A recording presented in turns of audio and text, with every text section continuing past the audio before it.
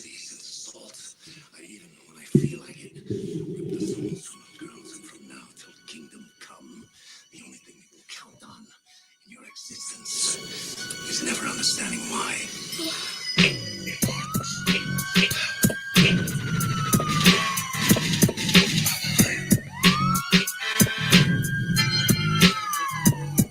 I'm surrounded by nothing but creeps. To defeat, I swing my slice device twice in the heat like cattle, slaughtering those who follow ideas of wickedness, running up in their homes and businesses. Bodies burnt with crisp bones, cracked like wits and sick. Many told a slim wrist for their corruptness. So fast bringing the ruckus, no injustice, out of the rule. Bear witness, Joel chapter 2. It's the TAZA, they say he played for keeps. Shop description is ripping those with the mark of the beast. The principal chiefs unique when it comes to truth. IQAhmath the type to snap you out like John Wilkes. And busy body running through the streets with the sledgehammer, head slammer, brain scrambler, and they got it all on camera with the 3 on spree. And it's all on tape. This is the truth, shoot rebuke, cause they go sum up on the rooftop by your quad. Here come the soldiers, Tazaz pinned up in the back, throwing voters from the show. 2,000 pounds of pressure, I'm known as the aggressor with the will to kill, coming straight at your grill. Now what the hell is this? I'm up against the wall with bloody hands and rows of teeth stuck up in my fist. Cause I aimed for the chest but missed. Took his whole head off like gorillas in the mist. I got a pause and laugh. I snatched 3 off my back and gave him a blood bath as I slashed across the parking lot.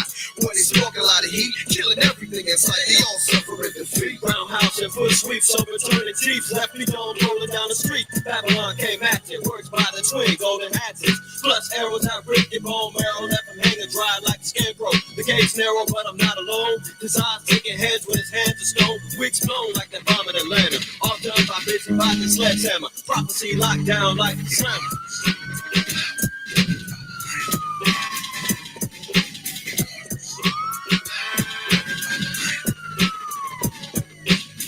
They shot me in my chest 6 times. It didn't even fade me. Cause I'm a woman. I'm standing here watching my beam close up right before me. Now it's on the cracking like a 2x4. To the plate I step, checking next to the upper deck. With a hammer like Thor, we in this war. IQAhmath got gold with a sword. But it didn't phase him. Toss him to me, and then I let Tazaz blazing. Covered in mud, we taking slugs, it's amazing. Ripped out his spine, and with his skull, and I grazed it. Passing to me, well, very enough. Cause I'm a blaze, I'm castrated, we hate him, decapitate him. Hell raising, stainless steel blades, bullets is ricochet. I've been hitting close range on my hand grenades. Let's take it to the next stage. I stand unfazed in these last Bullets days. blaze, but we stomp through Hollywood like parades, leaving them skinhead like Sinead. I got the Eagle Jackson plus Esau. Tossing them up, they falling down like seesaw. Cause I beat Ron to the 3rd degree. They bringing everything they got, trying to serve me. Impervious to pain, leaving them slain with leaking brains. I bite you with the hammer, about to bring the pain. And after everybody get left slain, there's 1,000 more troops, we gotta do the same. As they prepare to engage in war with the immortals, 200 million angels descend from spiritual portholes.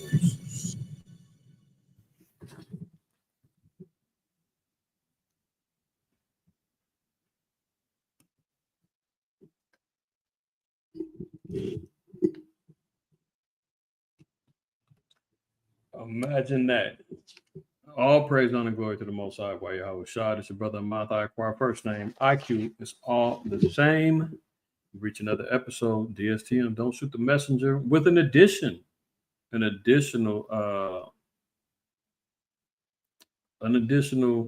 I guess, spoiler. I've been teasing it for the last couple of weeks. I told y'all I'm gonna share my thoughts on that Captain America and break down some prophecy and some scriptural relevance to the movie. So it's not just entertainment. There's a lot of things that came through that I ended up having to watch it twice. After I watched it the first time, I was really intrigued. I went with my family. We watched it, rated it afterwards. And the next day I had to boost my rating up because Spirit started, replaying some things to me. And I was like, wow, I missed that as I was watching it. It's one of those movies that you can't watch it for just the entertainment value alone or the nostalgia of you loving Marvel and comic books and all of that. It's a little bit more than that. All right. A little bit more than that. So tonight is the night. If you have not seen it, spoiler alert, you might want to get out of here right now. You might want to log off. Or you can be inspired and go catch it when you can. but I did want to share that. And of course, we got some current events we got to talk about, a lot to talk about, even on that scenario. Know that there's a lot going on within our nation, a lot going on within Israel right now. I'm going to put any comments, anything on hold for the greater matters as it concerns our nation worldwide. And don't even need to speak on it really at this point. It's kind of beating a dead horse, but I'm going to leave that alone for right now. And moving the spirit. As of right now, we're going to get started with this review. All right. So if you haven't seen it, block your ears, do what you need to do, or you can be intrigued by my take on it. Did anybody see it? I see y'all in the chat. Shalom to the family in the chat, the Shar, UZL, Malachi, brother Jason, Shalak, Kohav, Bayan, Hashemai. Anybody else is going to be joining in? Did y'all see it yet? Before I, get to spoiling, you know what time it is. Throw a 7 in the chat if you've seen it. If you have not, I see a no. Shalak, sorry, my brother. It might inspire you though. You might. Bayan said you forgot to tell you the truth. Okay, no problem. All right, well, hey, it's gonna be a spoiler alert for some of y'all. It just is what it is. Ashar said he's seen it. Okay. All right. Well, hey, I teased it for the last 2-3 weeks almost. But I'm gonna give y'all some insight. All right. So let's go. Let me share my screen and we'll get to it. Now, I don't want to go too crazy, but I just was really moving in the spirit with it, and I had to break it down as such. All right. Let me hide this. All right. So let's start here. Matter of fact, let me back this up.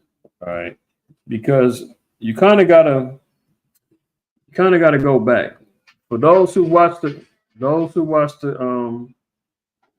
was it Avengers Endgame? There's a scene in the end when Captain America surrenders the shield to the Falcon. All right. Fair use. This is I'm shaking the dice on this one. It's on YouTube. It's a short. I didn't rip this from, Disney Studios or whoever. This is publicly on YouTube. All right. So fair use. This is for the purposes of criticism and comments. News reporting, teaching, scholarship, education, and research. I don't own the rights to this particular clip, but I am going to play a quick little short that set the stage for what we're looking at. All right. So let me play this clip. Again, fair use. Now, this is the scene where Captain America loses the super serum. He's aging now, and he did it through the I think the Infinity Stone, the Time Stone. He went back in time. Didn't eventually? I think he ended up not taking the serum or lost the serum, something like that. I can't recall how it all went down. Nonetheless, he's surrendering the shield to Sam. Watch this. Listen. So did something go wrong or did something go right? Well, that's right. Put the stones back, I thought. Maybe try some of that life Tony was telling me to get. How'd that work out for you? It was beautiful. I'm happy for you. Truly. Only thing bugging me out is the fact that I have to live in a world without Captain America. Now, the cold part is that Sam is such an Uncle Tom, so to speak. He loves America, loves Captain America. He wants to trust and believe that there is good in the so-called white man. There is good in the American government, even though in one of the Avengers, when Black Panther's father got killed, I know it was a Winter Soldier, I believe. Black Panther's father got killed, I believe. They blamed the Avengers. They said that they were vigilantes. They were causing death. They need to be suspended and shut down. That's when Tony Stark ended up trying to make Ultron. to make a robot force to police the world. I know I'm geeking out on y'all, on my comic book tip, but a lot of y'all seen these movies, man. You probably just ain't figuring it all out, right? But nonetheless, this is a particular scene where Captain America now is retiring. He's giving up the shield and he's handing it over to Sam, which is the Falcon. Reminds me. Triangle.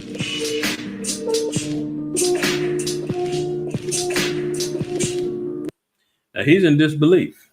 He's got to go and look at his buddy Bucky to say, is this real? Like, is he really actually finished? Is it over for him? Like, he can't believe it.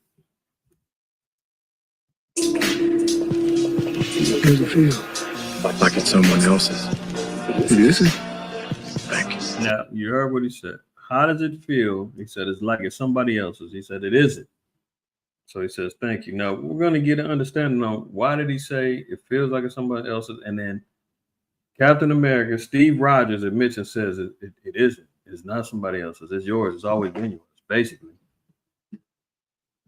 I'll do my best. That's why it's yours. You want to tell me about her? No, I don't think I will. All right, so I see. moving on from there, right? So what does the shield represent? All right, I got some scriptures to the right.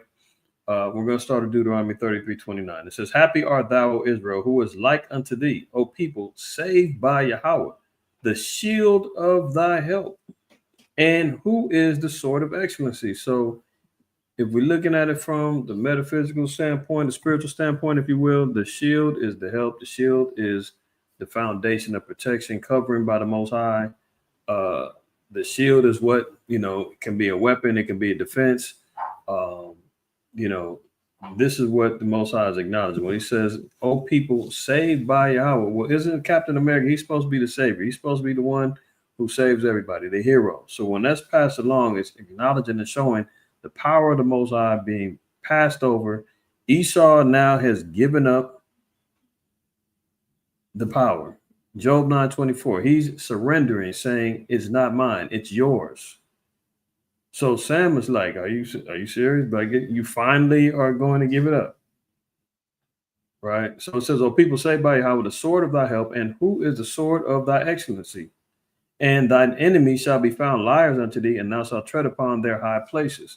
So whoever has the shield is always going to be a conqueror, or the one who comes out on top through the power and the spirit of the Most High. Psalms 91:4 says, he shall cover thee with his feathers, and under his wings thou shalt trust. Interestingly enough, the falcon uses what? Wings, right? That's just another little interpretation. But we continue, it says, his truth shall be thy shield and buckler. So Esau surrenders. He says, the truth is not in me, it's yours. You now are the one who's going to basically hold the realm, or hold the power of this quote unquote brave new world. That's the name of the movie, Captain America: Brave New World. Okay. 2 Ezra 7:10 says, and I said, it is so, Lord. Then said he unto me, even so is also Israel's portion. Verse 11, because for their sakes I made the world. So when you're talking about this brave new world, it's talking about the world of Israel. Even when you're looking at it from Isaiah 45:17, let's go there real quick. I didn't put it on here, but everybody should be kind of familiar with that one.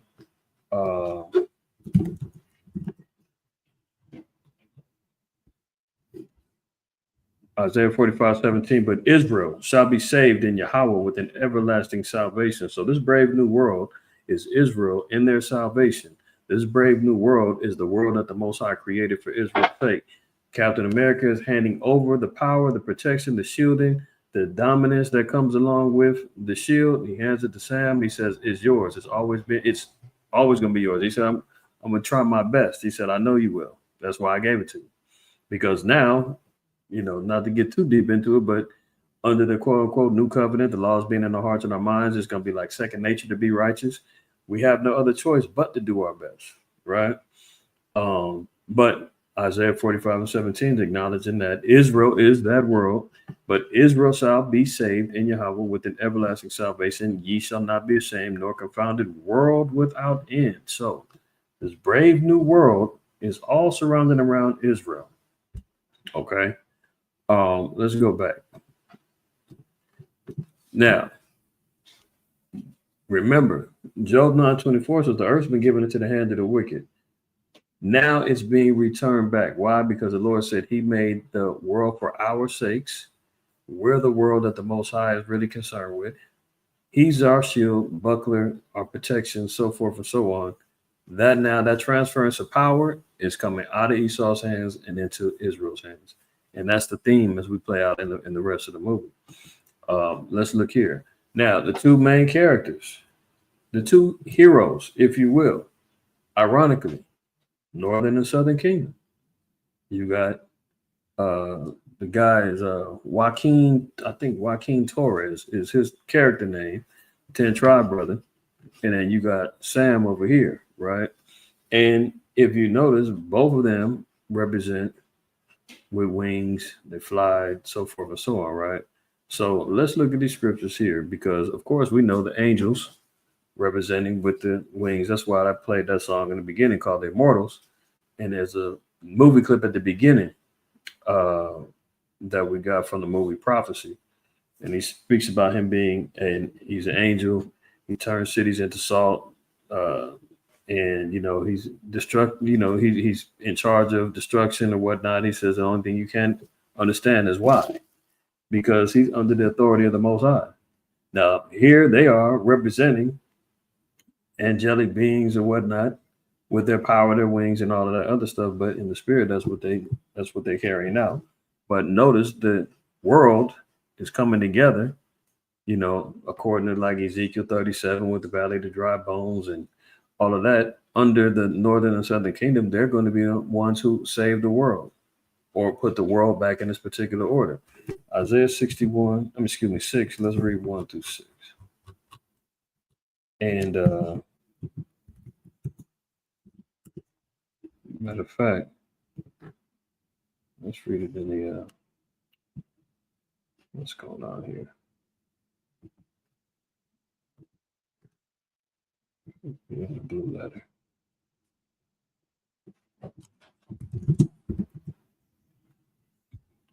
Okay, so Isaiah 6 and 1. It says, in the year that King Uzziah died, I saw also the Lord sitting upon a throne, high lifted up, and his train filled the temple. And above it stood the seraphims, which had each one has 6 wings. With twain he covered his face, and with twain he covered his feet, and with twain he did fly. So, seraphim, let's look at that real quick. Let's look at the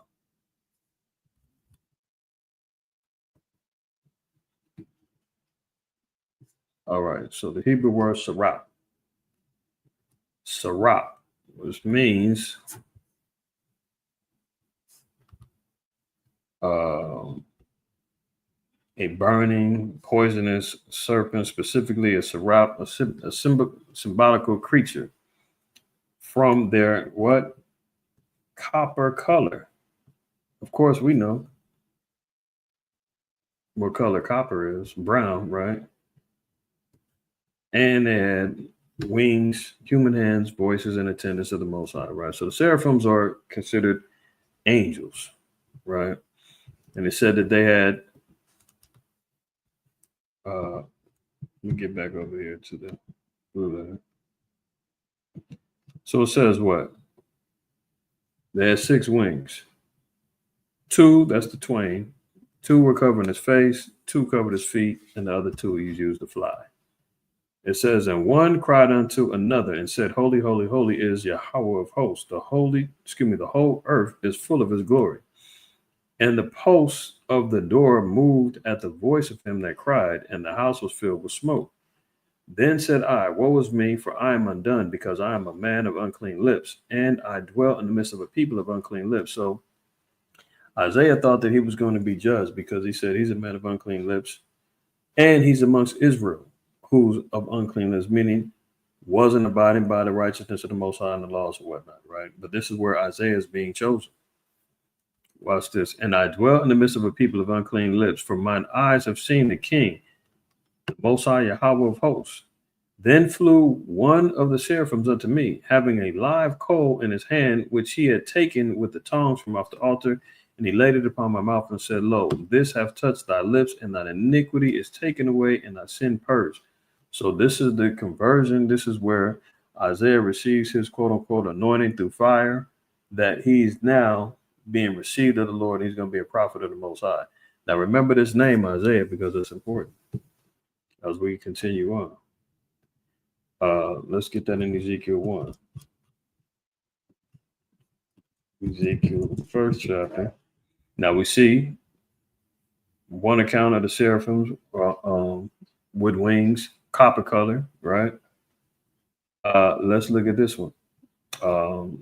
Ezekiel chapter 1, we're going to read 5 down to 7. This is also showing the angel of the Most High, okay? In Ezekiel's vision.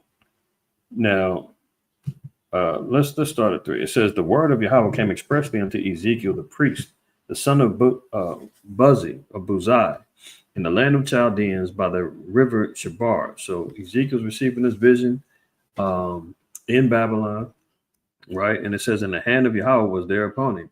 And I looked, and behold, a whirlwind came out of the north, a great cloud, and a fire enfolding itself. So here's a chariot that's coming out, whirlwind, great cloud of fire, and the brightness was about it, and out the midst thereof was the color of amber, and out the midst of the fire.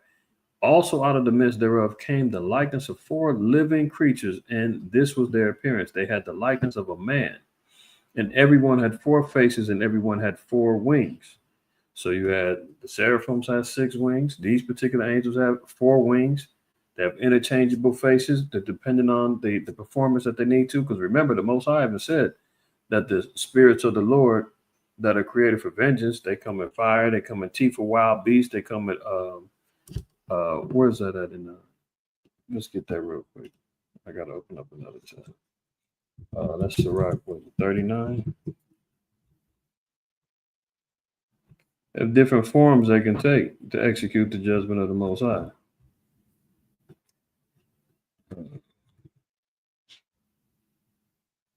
Here we go. There be spirits that are created for vengeance, which in their fury lay on sore strokes. In the time of destruction, they pour out their force and appease the wrath of him that made them. Fire and hail, famine, death, all these were created for vengeance. Teeth of wild beasts, scorpions, serpents, and the sword, punishing the wicked to destruction. So, you know, they can take different forms of spirits, angels that the Most High uses. Let's go back to Ezekiel. Now it says it said that, and everyone had 4 faces, and everyone had 4 wings, and their feet were straight feet, and the sole of their feet was like the sole of a calf's foot, and they sparkled like the color of burnished brass. And they had the hands of a man under their wings on the 4 sides, and they 4 had their faces and their wings. So these are accounts of the angels, all of them being like burnished brass, black, brown angels, right? And then we see these depictions coming out in these characters. Let's go to Exodus. Let's read that in Exodus 28.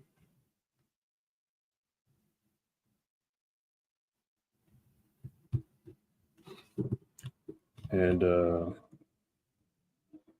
what's it, 25, 18, I'm tripping.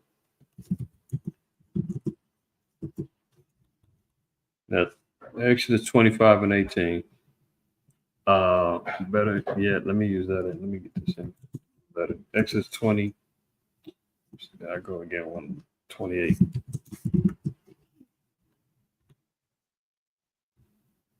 Now, the altar's being made, right? And the Ark of the Covenant is being constructed here in Exodus 25. So in verse 16, it says, and thou shalt put into the Ark of the Testimony, which I give thee, and thou shalt make a mercy seat of pure gold, 2 cubits and a half shall be the length thereof, and 1 cubit and a half of the breadth thereof. Verse 18 is the key. And thou shalt make 2 cherubims of gold of beaten work, and thou shalt make them in the 2 ends of the mercy seat.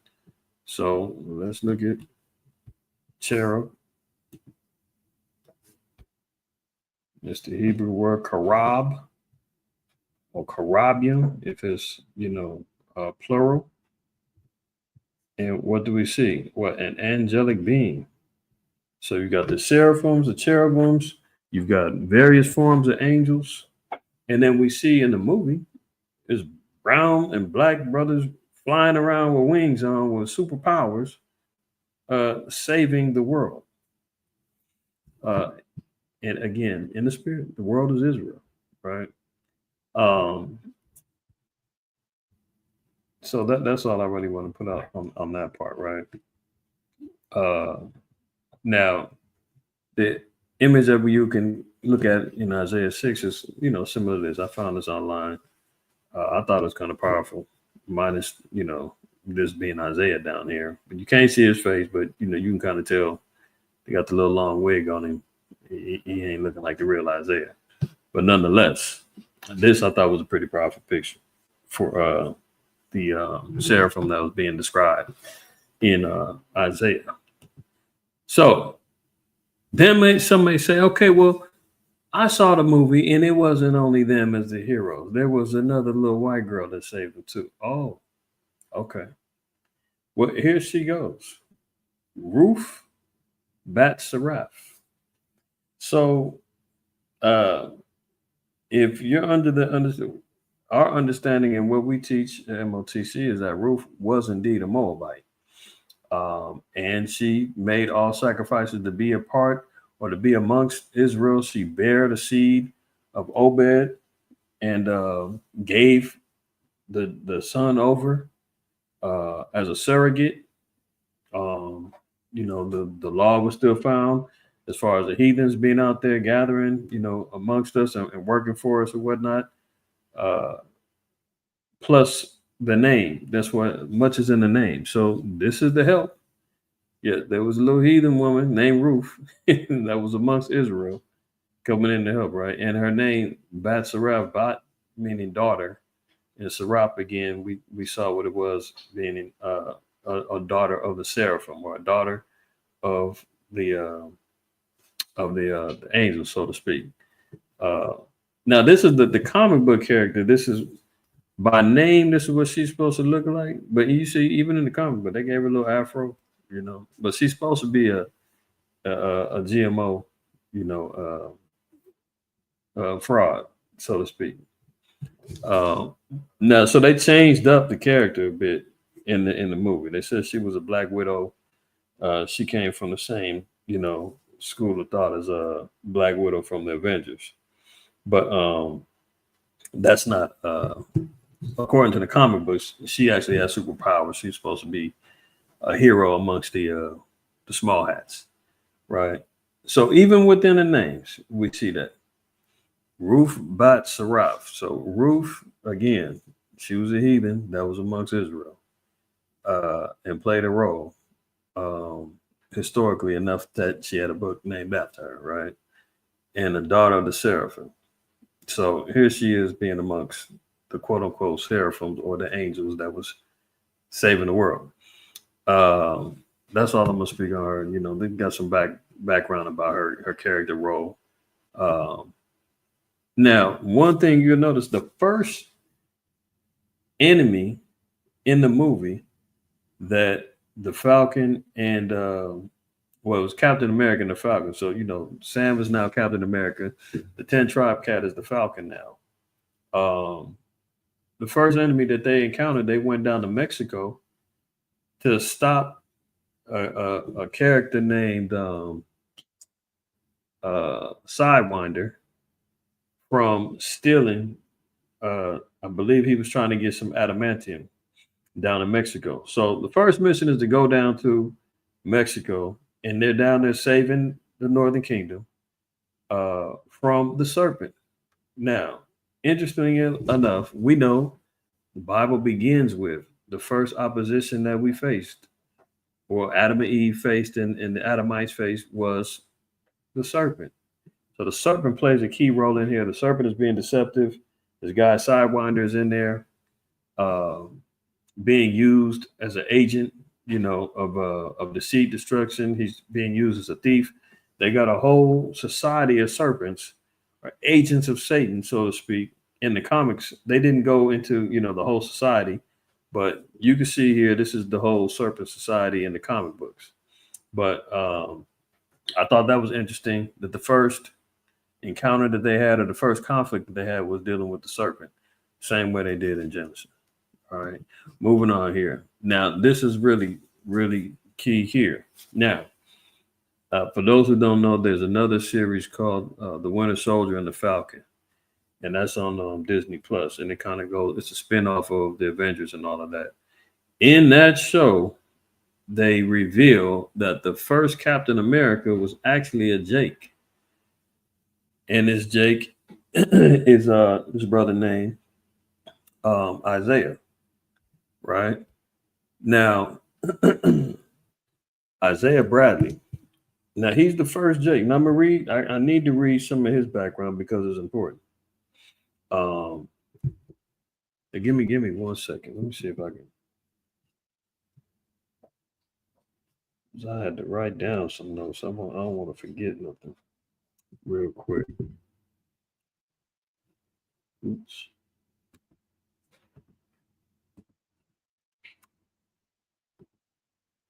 Let me see.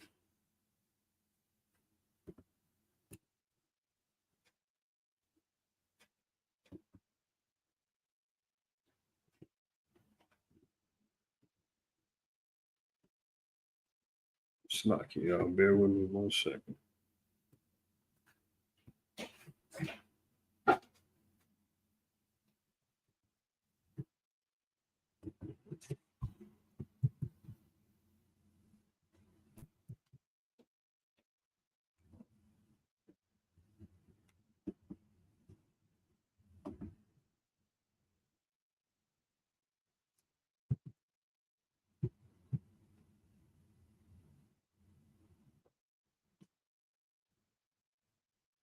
All right, let me see if this is the view I'm trying to get. Because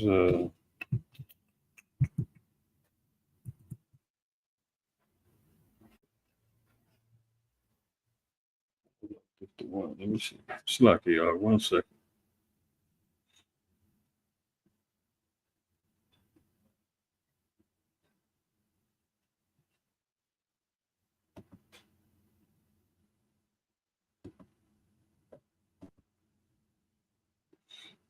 All right, so let's look at his brother, Isaiah Bradley.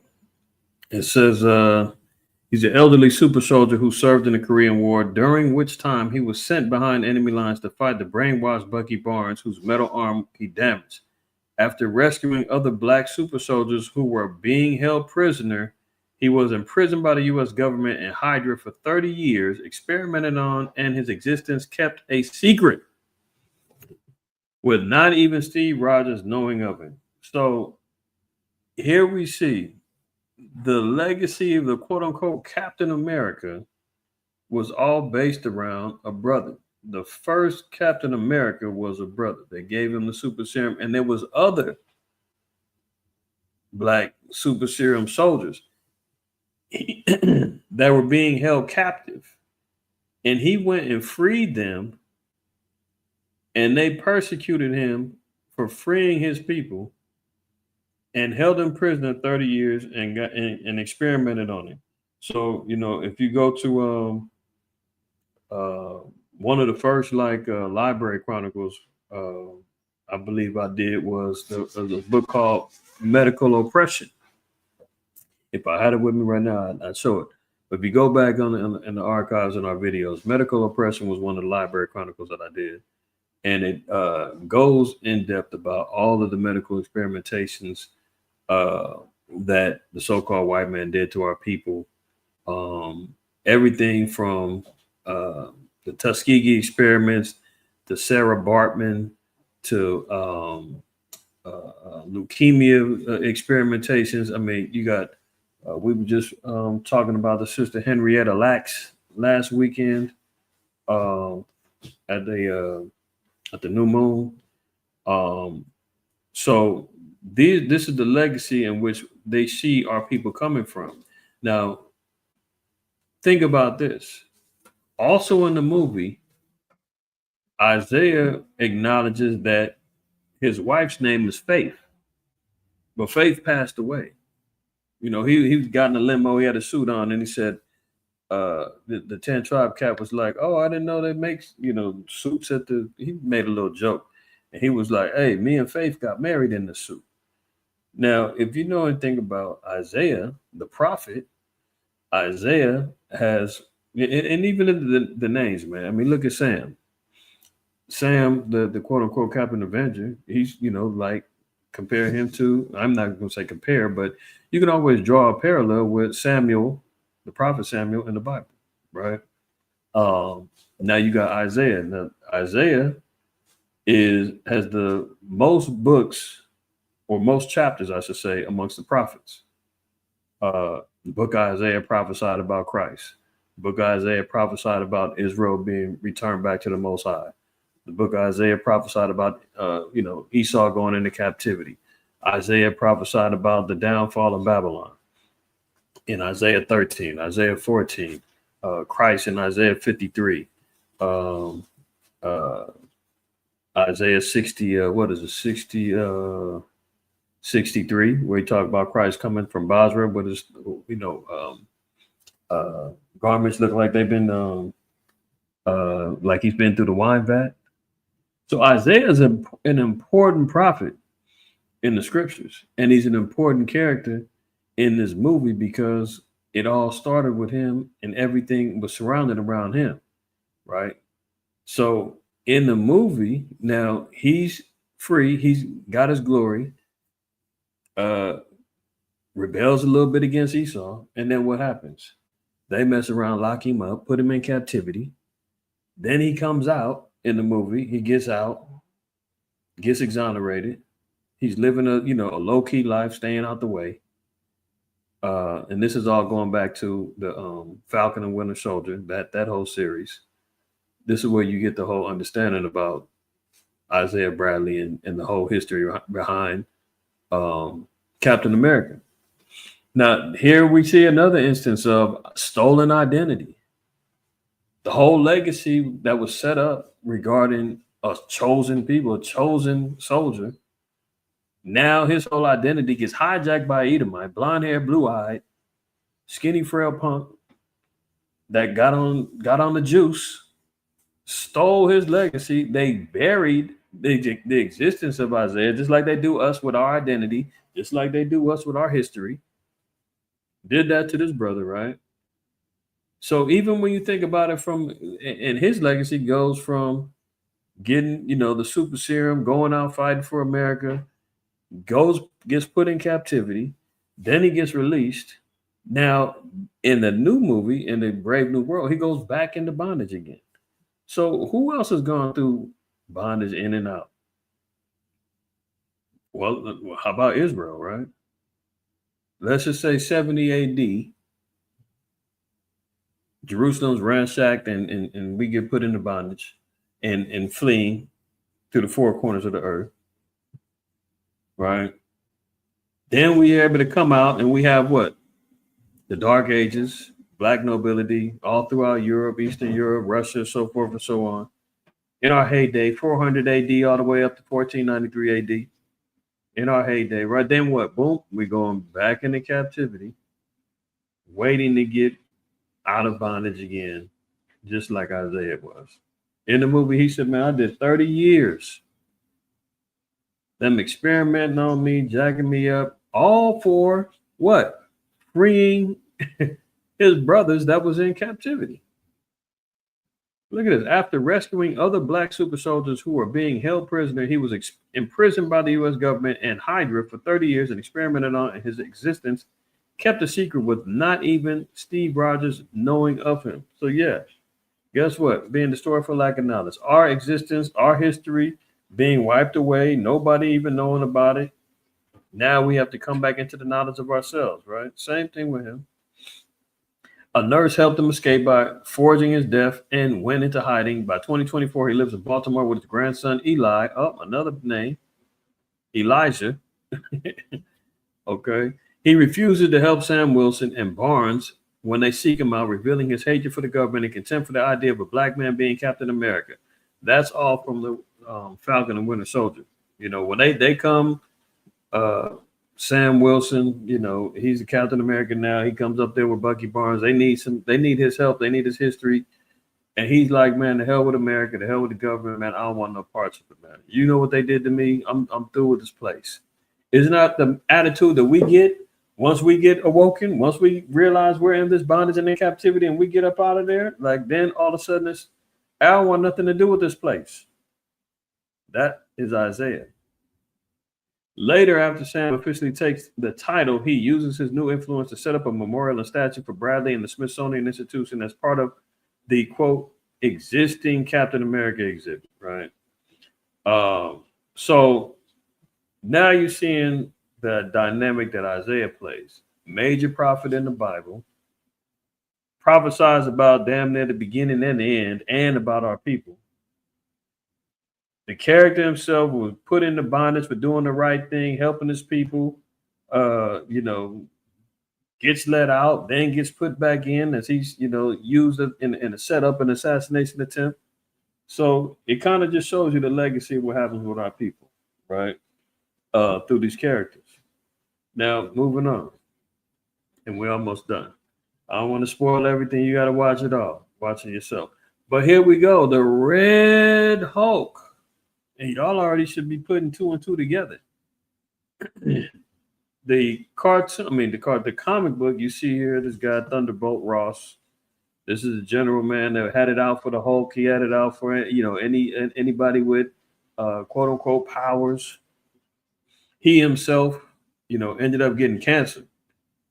But let me just read this. Thunderbolt Ross is the personification of Esau.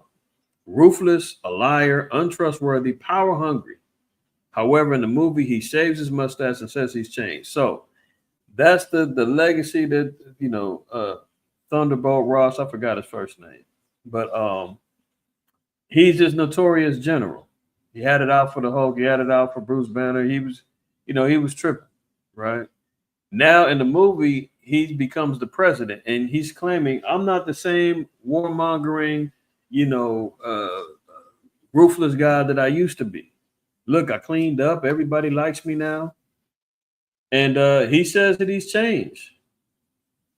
But there's a backstory behind him. He says that now also I wrote down here, it says he knew his time was limited, just like, you know, the spirits be knowing. Esau knows his time is up. That's why he's pushing the envelope. He's going all in when it comes down to he's going all in when it comes down to trying to preserve this kingdom of his. He's going all in when it's coming down to him trying to preserve power. Okay. He's thinking that he's going to have opportunity to maintain his power structure, but that's not happening. Just like Thunderbolt Ross, man, he knew that his time was limited because he got diagnosed with cancer.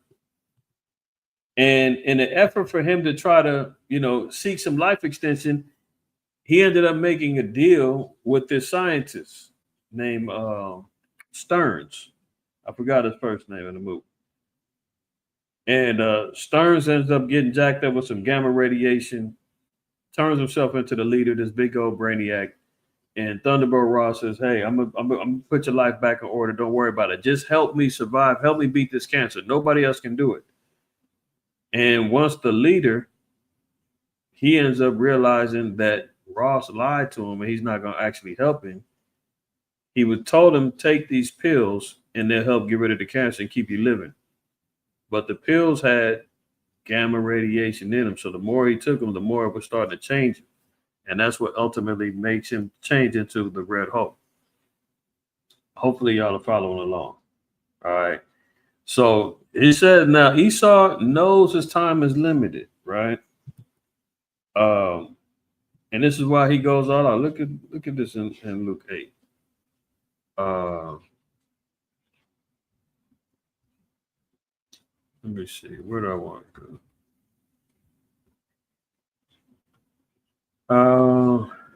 Is this the one?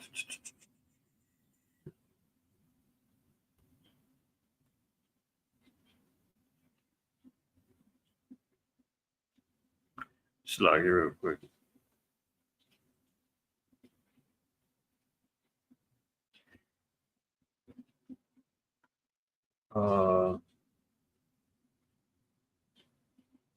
This ain't the account. It might be let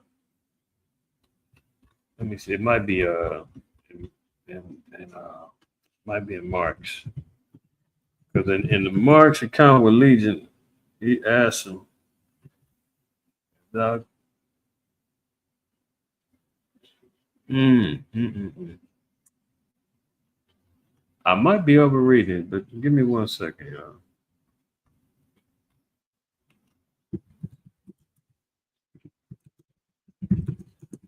I'm about to just look it up.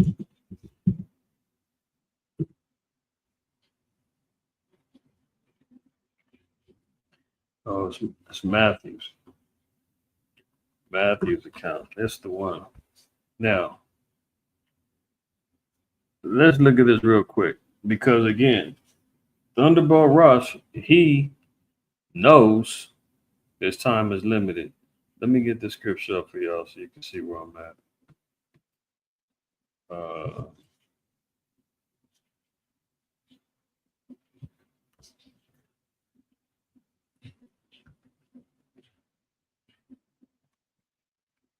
Did it change? It's not changing, huh?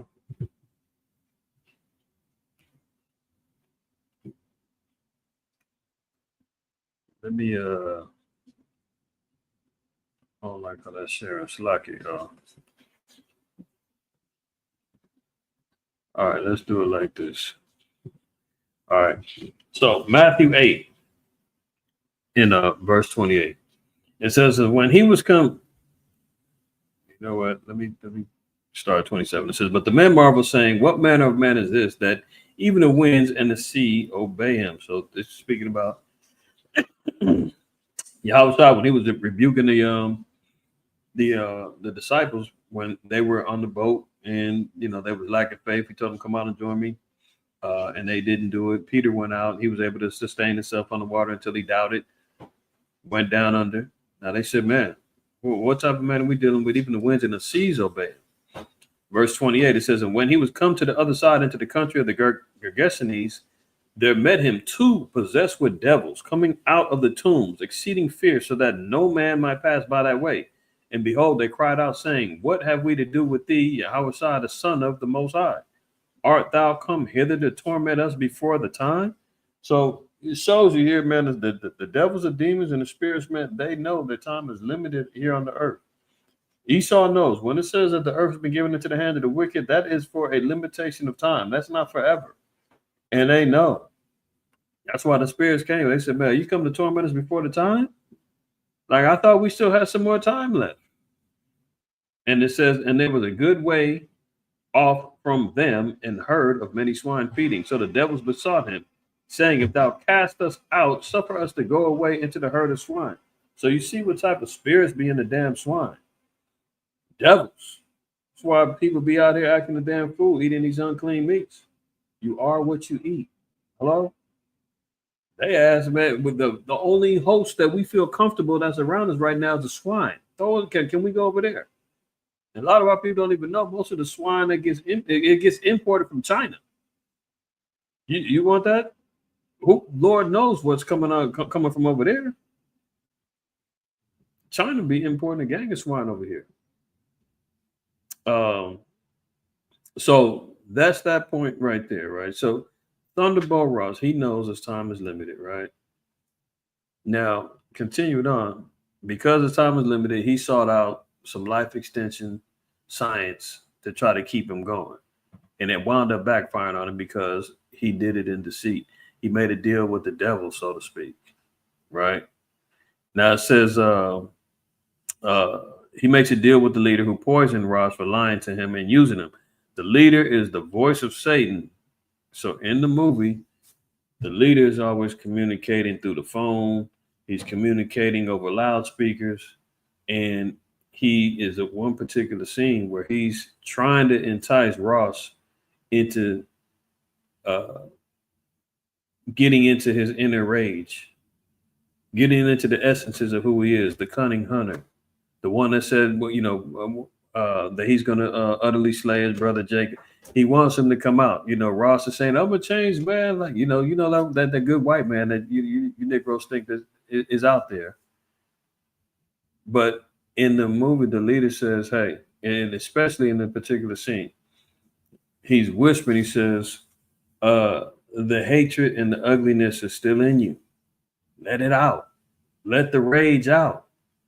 He wants him to destroy everything.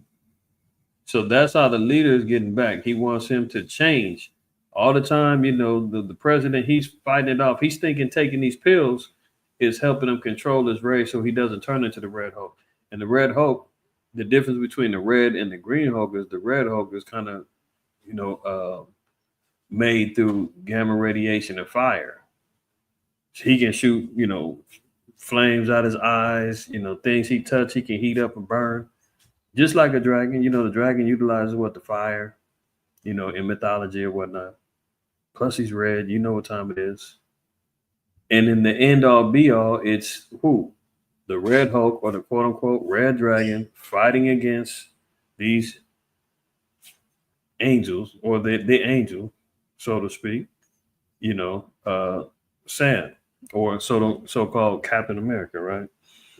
So it says the leader is the voice of Satan in the movie, telling him the hatred and the ugliness is still in him, buried, and to let it out, let the rage out, right? The leader also uses music and phones to hypnotize people and turn them into killers. So that also shows you with the technology. We know that music is a tool and a motivation, just like we know that David played the harp to calm down Saul. Even in what is it, Wisdom of Solomon? I believe it's is it the 16th?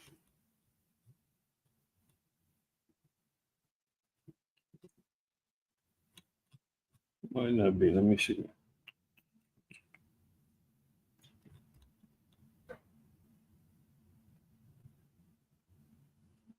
The 19. Let me see.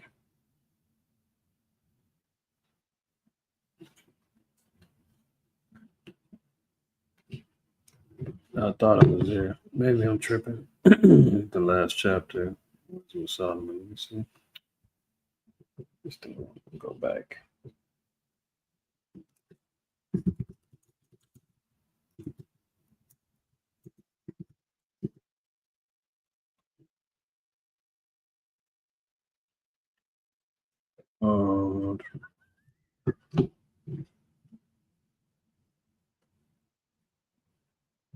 Yeah, this is it right here. So Wisdom of Solomon 20, right? And see where I want to start at. I'm gonna just start at 18. It says, "For the elements were changed in themselves by a kind of harmony, like it's in the sultry notes, change the name of the tune, and yet are always sounds, which may well be perceived by the sight of the things that have been done." So it's even showing how the elements move like in a harmonious way. That it says even when it changes a tune, it's always still a sound, but it's going to be perceived by what the outcome is. So the music creates outcomes, right? The sounds, the harmonies, the keys, the notes, the vibrations. That's what the leader was utilizing. He was playing one particular song, and as soon as somebody was programmed to hear it, they turn into assassins and they going about trying to take somebody out. They did that with Isaiah Bradley. They used him to try to assassinate the president. And once they looked at like the hidden cameras, he was looking at his phone, and the phone was like flashing lights in his face. So it shows you the technology and the issues that come with the tech can be used to control people, putting people in trances. They use that same analogy in the Kingsman, where they had the chips in the phones, and everybody went haywire, killing each other, wilding out to create ultimate chaos in the earth. If anybody's seen that movie, The Kingsman. Right. But, long story short, you see the Red Hulk represents the red dragon making war with the angels, as it says in, Revelation 12:9, Genesis 25:25, the red nation coming out of Isaac, known as Esau, name changed to Edom, and ultimately the good versus the evil comes out, and the good wins with Sister Jake. All right, so I'm gonna stop there, and then there go the leader. You know, this Quasimodo looking dude right there. But that was that, right? So hopefully that inspired you guys to go watch the movie. You got some little insight and little different angle to watch it. Like I said, I had to watch it a couple times. I might even still miss some stuff, but that's what I pulled up out of it. So there is scriptural relevance, scriptural basis for those for that movie. It's not really getting a whole lot of publicity that I know of. It's not like the other Marvel movies where people are rushing to go see it. But there is some good relevance into that movie. All right, so go check it out. Let's get to the other things at hand, the other events of the world as it pertains to prophecy. As we've seen what's been going on this week, man. Agent Orange, and some of y'all be saying, why is he calling him Agent Orange? What is it? Just in case y'all don't remember what happened in Vietnam. If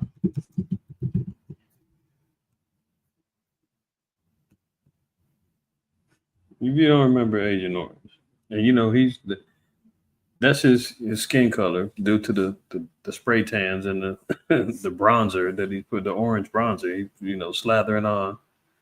But Agent Orange is a chemical herbicide and a defoliant, one of the tactical use rainbow herbicides. It was used by the U.S. military as part of the herbicidal warfare program, Operation Ranch Hand, during the Vietnam War. So it's a destruction agent. It's a chemical weapon. All right. And did some cold things, man, to the Vietnamese. You see them. Hello? This ain't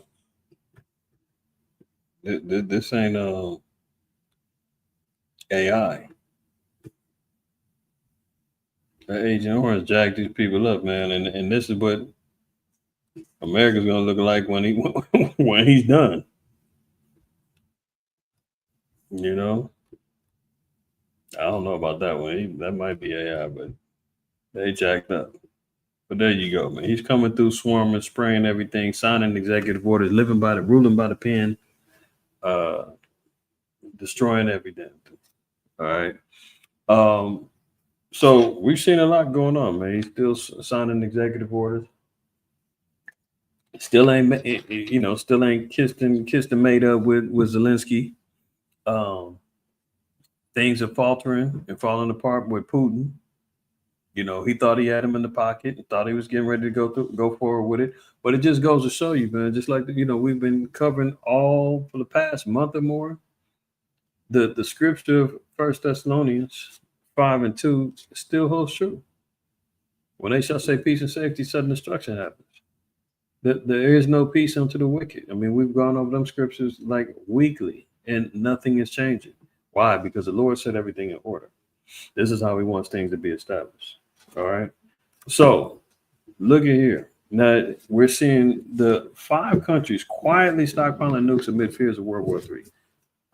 And that, kind of goes to show you where we're at in the spirit, because Jeremiah 50, which is ultimately going to lead to the events of World War. I mean, you're seeing the relationship between America and the EU fracturing, the America and NATO fracturing. That's not getting along when they're supposed to be allies. That's breaking loose. We've been chronicling showing that, right? Now we're seeing that there's going to be an assembly of nations that's going to be rising up against Babylon.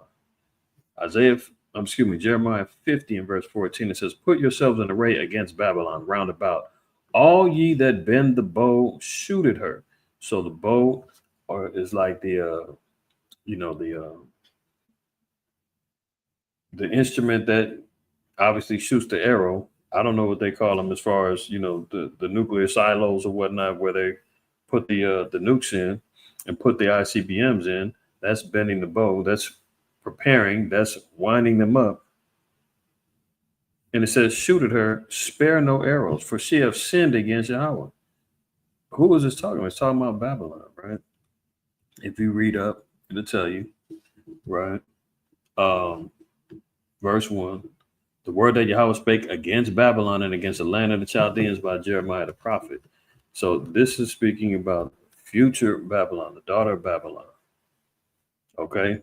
How do we know that? Because verse 33 tells us that this is the land that Judah and Israel was going to be held together. In ancient Babylon, 586 BC, only the children of Judah was there.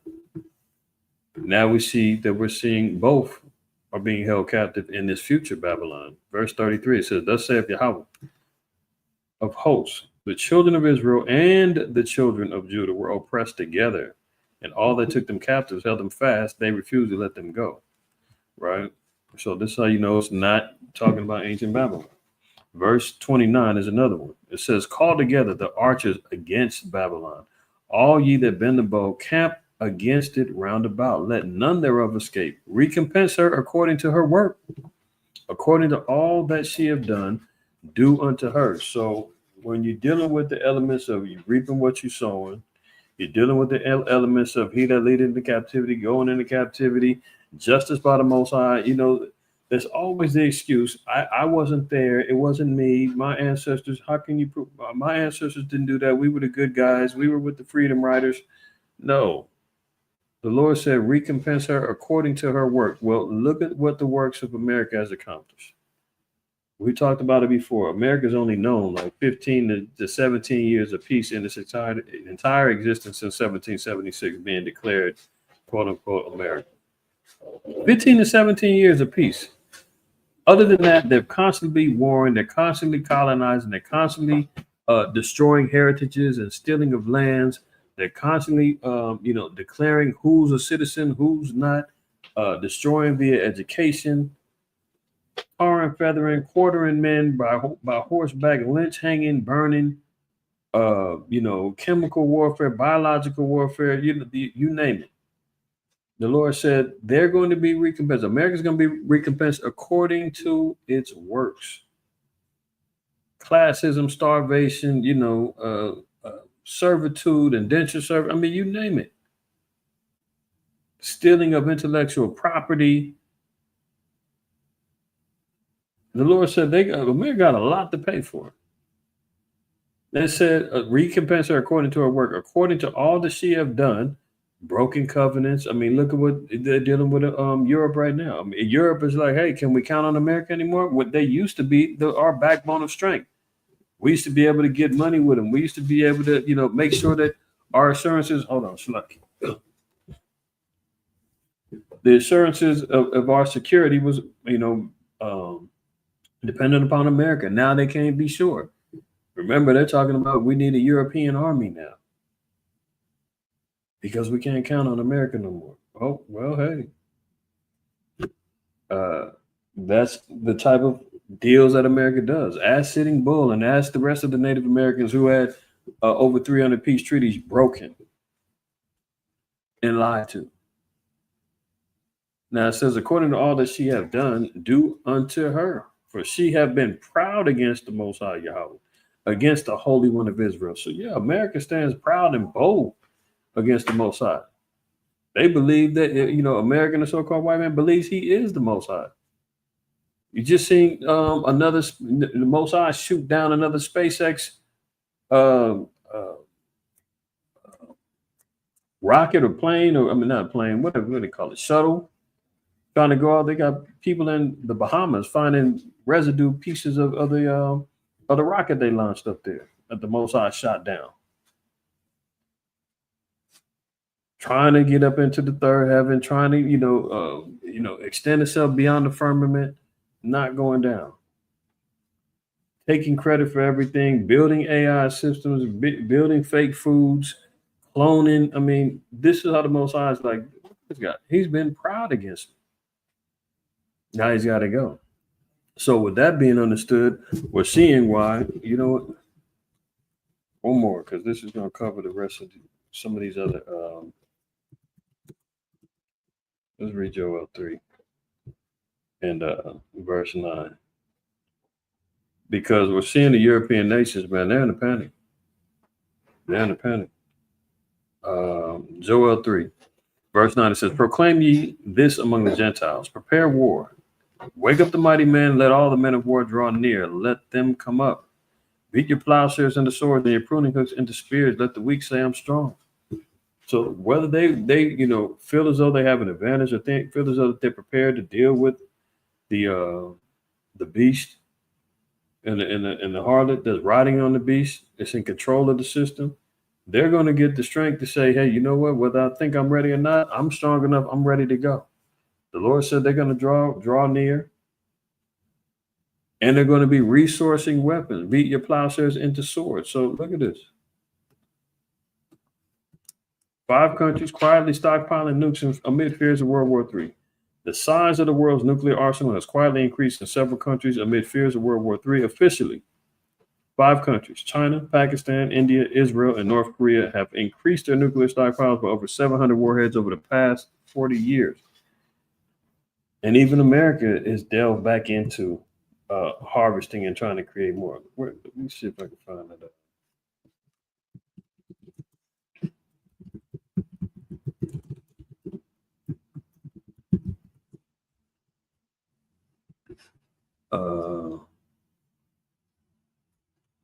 There was an article, I can't remember the headline, but it said that America went back to making nukes too since World War II. Let me see what.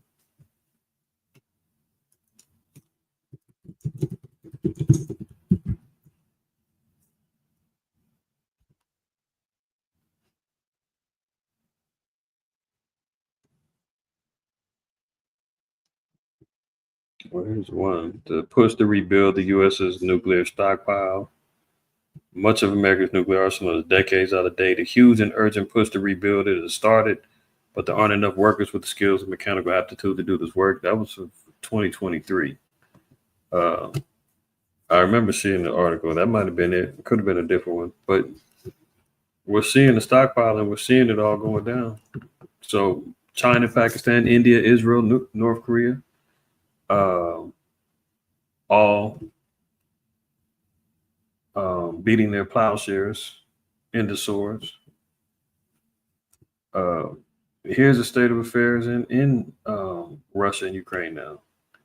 You know, people were, now if you notice here, this is breaking news, really. It says Russia rejects a ceasefire deal and continues to shell Ukraine. So when we just saw Zelensky and Trump going at it in the White House, in the fight house, as they say, and he supposedly had Putin on the hook, ready to, sign a deal and get it over with.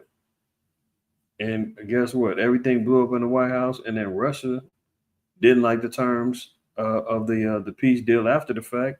They rejected it. So the chump, he came in lying. He said, man, first day in, he'll have the war over in 24 hours, and not when the Most High is the one calling the shots. That's, again, why he holds himself proud in the eyes of the Most High. Remember when he was on TV talking about, I love my Christians, I love my Christians. I'm not a Christian, but go out and vote. It'll be the last time you got to do it. What does that mean? I mean, why is he even insinuating that after 4 years they won't have to vote? There won't be any more voting. Think about that. In Ukraine are digging up some of the debris, hoping to find survivors in the latest deadly Russian strike. The missile hit a hotel yesterday, killing several people and injuring at least 30 others. Russia says it is firmly opposed to any temporary ceasefires in Ukraine. Stephanie Bennett has more on how this throws the future of peace into doubt. Europe faces a clear and present danger. The EU holding an emergency. So you notice here. Now listen to these devils, man, because she's getting ready to hype up the nations, because after Zelensky had that little spat with Trump, he ran back to Europe crying to them. And now all the European nations are like, oh, shoot, We can't count on America no more. Come on over here. We'll comfort you. We'll take care of you. And guess what? Russia now is going to wreak havoc on us too. We need everybody get ready. Emergency summit in Brussels on Thursday to respond to the growing security rift between Europe and the U.S. It comes as American aid to Ukraine remains suspended, while President Trump pushes for the Europeans to take care of their own defense needs. But just as the meetings got underway, Russia rejected a European peace proposal, calling it a thinly veiled attempt to buy more time for Ukraine to regroup and rearm. So once peace talks failed in the U.S., he ran to Europe, and Europe said, okay, well, we'll draft our own peace deal. So the EU tried to, draft up a peace deal, and Russia was like, get out of here. You're talking 30 days. You're just trying to, stall for some time for Ukraine to regroup because we over here smashing on them. You're trying to give them a break to regroup so they can come back at us. No, we're not doing that. Bombs away. We are dealing with an open desire to achieve a respite at any cost for the Kyiv regime in its death throes. At the same time, Russia also said it's opposed to a temporary truce, as suggested by President Trump, saying it's only interested in a comprehensive peace deal. Europe is now beefing up its defenses with a new $800 billion defense plan that would include more aid for Ukraine. You see that? Europe and the Tin Horn, they're full-fledged on wanting the war to continue. They want to go all in on this. They're trying to ignite full-fledged World War III. So they said, well, you know what? If America stops funding you, we're going to pull together our resources. They came up with over $800 billion to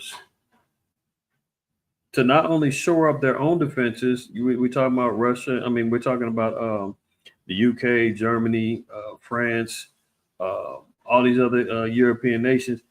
They came up with $800+ billion to add more defense spending to their militaries, and they're going to break some bread off to Ukraine and tell them get cracking. We got your back.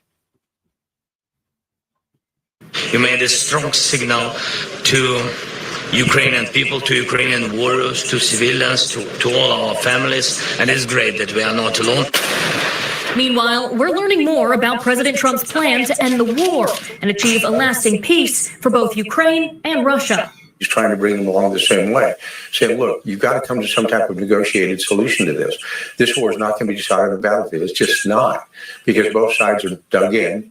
The Russian Foreign Ministry says it's still... No, the war will end on the battlefield. Let's say the Most High. It's not going to be some sign here. You guys calm down a bit. No. We've seen this happen multiple times, and it's not happening. All right, let's move on. Look, Justice Minister urges Dutch to prepare for war as the government identifies priority sectors. So the Dutch, they're getting prepared. All right. Ukraine says it will do all it can to maintain U.S. ties after Trump pauses aid. So Ukraine is still trying to pander to America, but at the same time, they're holding themselves out to Europe. Europe saying, we got your back, don't worry about it. If America, doesn't get your back, we're going to do it. Either way, we're going full-fledged war with Russia. So Europe is trying to declare war. They're getting ready to get the war and want war cracking with Russia. Russia's already said, listen, I'm getting ready to I can take out the UK with one strike. France, I can take you out with one strike. Poland's right next door to me. They can be gone. I mean, you're talking about... Russia's got like 6,000 to 7,000 nukes. They're the number one nuclear power. America's second. China's third. I think France is fourth. But nonetheless, Europe and their controllers are the ones who's pushing the issue with this. It says Ukraine said on Tuesday it would do all it can to maintain its ties with the United States. Of course. He still wants a little bit of that rotten, spoiled milk coming from the teat of this great harlot. He knows where his bread is buttered. He don't want to let that go. Slow Biden gave him $150 billion plus and weapons and everything else. He knows he's nothing without the whore. He can mess with the 10 horns, the 10 toes. He can mess with them. but they don't have everything that America is prepared to give, right? So it says Trump has upended U.S. policy on Ukraine and Russia, culminating in an explosive confrontation at the White House. We know about that. Let's move on. So Ukraine is still pandering a little bit to America, but at the same time, the backup plan is Europe, and Europe is saying we're going full-fledged with the war. Like, even China jumping in. China says it's ready for war with America. Beijing boosts its defense spending by 7.2% and warns Washington it's prepared to, quote, fight to the end. I mean, just when you think Agent Orange said he's coming in, he's going to bring peace on earth, he's the savior, he's the chosen one. Remember all them quotes that he said? Now, guess what? He's not above the Most High. The Most High is the one who put all these things into perspective. The Most High is the one who puts the issue as far as warfare is concerned. So China says it's ready for war with America as it raises defense spending and imposes retaliatory tariffs on U.S. imports. So the trade war is already going down. Now, remember, China said by 2027, their issues with Taiwan either needs to be wrapped up and Taiwan make peace with China and come back home, or all hell's going to break loose. America's expected to get Taiwan's back. But at the same time, America, the chump is mad that the Taiwanese have been getting over on the tariff situation. So he's kind of like, hey, look, Taiwan's been coming up too on us. They're building the chips and everything else. So I'm kind of tired of them too. So China said, look, we're going to war economically, and if you want to go to the next levels, we're ready for it. In a direct threat to Donald Trump, China's representatives in America said, if war is what the U.S. wants, be it a tariff war, a trade war, or any other type of war, we're ready to fight to the end. China said, we want all the smoke. Wherever you want to go with it, Agent Orange, we're with it. Want to battle with on the tariff war? Cool. Trade war? Cool. Any type of war you want to do. Now, the type of pride that comes with Trump, do you think he's going to take that line down? He always addresses everybody. If he's going to address Rosie O'Donnell and anybody else who says something about it, look, he's going to have to respond to this. And he's trying to hold them off with tariffs, and I believe he just got through saying he's going to lay down heavy tariffs on Russia.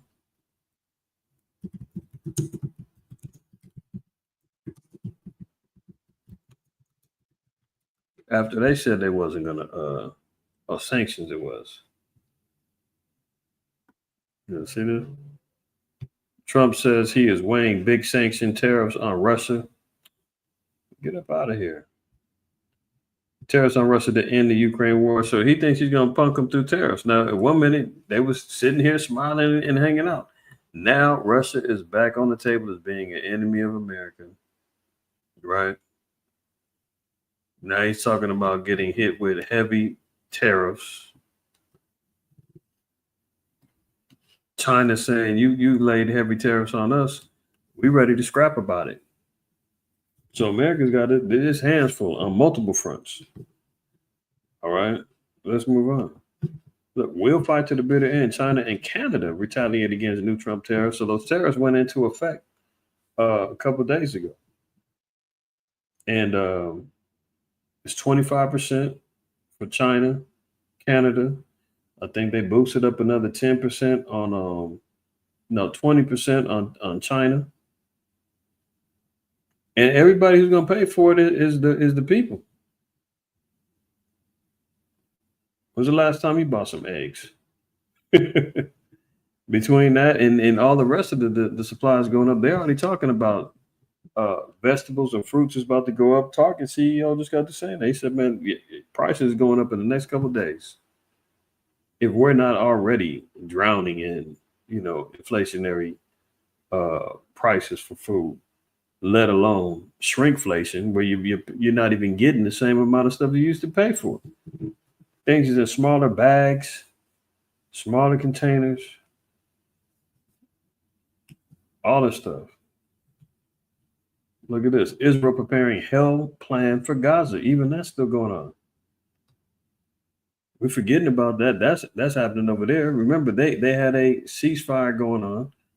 Israel is ramping up, getting right back to what they was doing before, oppressing, destroying, and looking to wipe out the Gazians or the Palestinians over there so they can make their little oasis and institute the Ben Gurion plan for the ports, right? Israeli government is preparing a quote hell plan for Gaza Strip that would involve cutting all electricity and water to the territory on top of the blocking of food, fuel, and all of the goods that was announced by Israeli Prime Minister Benjamin Netanyahu. The Israeli broadcaster Khan has reported. Look at this, man. I mean, at what point in time are they not? I thought there was a warrant out for Benjamin Netanyahu for war crimes. And here they go right back.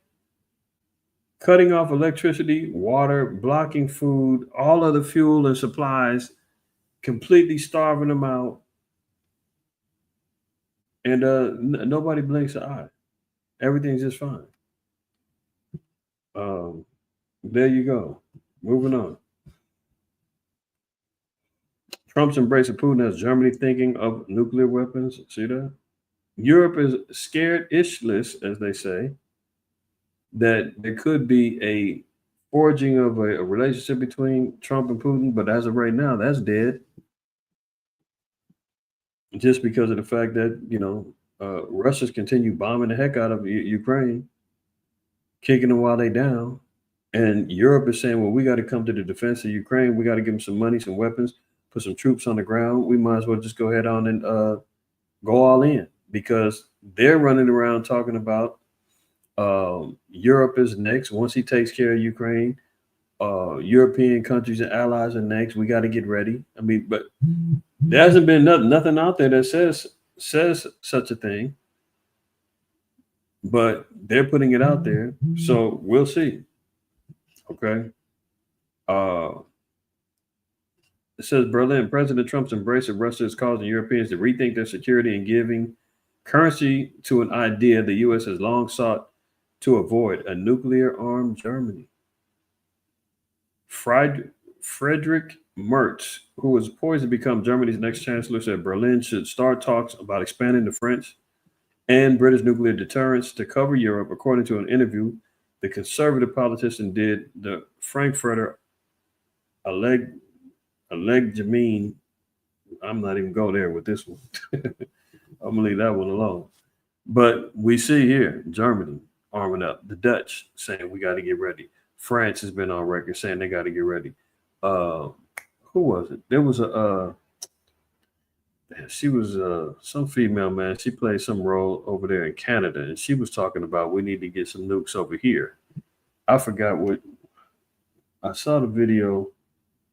I think it was yesterday, before yesterday. I meant to clip it and throw it on here, but they even talking about trying to get some nukes over in Canada, man. They are out of control. Let me see if I can look at that real quick, man. Forgive me, y'all. Give me 1 second.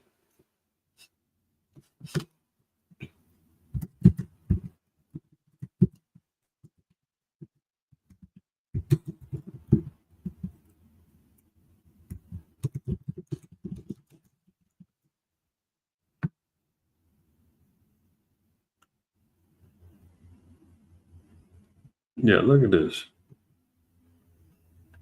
Canada eyeing NATO allies nukes to deter Trump threat. A politician vying to replace Justin Trudeau as Canada's next leader has suggested forming a closer alliance with Britain and France as the NATO nations possess nuclear weapons, which could help safeguard the Canadians against potential threats posed by Donald Trump. Did you hear that? And this is a female. I forget. I don't know if they're going to show it on the video or not. Maybe not. But she's vying to take over. Here she go. Chrystia Freeland, a former deputy prime minister under Trudeau, warned that Trump poses a direct threat to Canada's sovereignty by saying that the country could potentially become the 51st state. But what she's proposing is forming an alliance with Britain and France, knowing they got nukes, and said we can use them to help us protect ourselves against America and Trump. So if she gets in, if she takes Trudeau out and she gets in, her proposal is let's smooch up to Great Britain and France and get some nukes over here on the border of America. That's how close it is, y'all. That's how close it is. No, you got Canada flirting with it, France, the UK, Germany, Dutch, all prepping for war. Look at that. Look at this. Elon Musk appears to back U.S. withdrawing from NATO and the UN. Yeah. So the fracturing of, America is where it's at.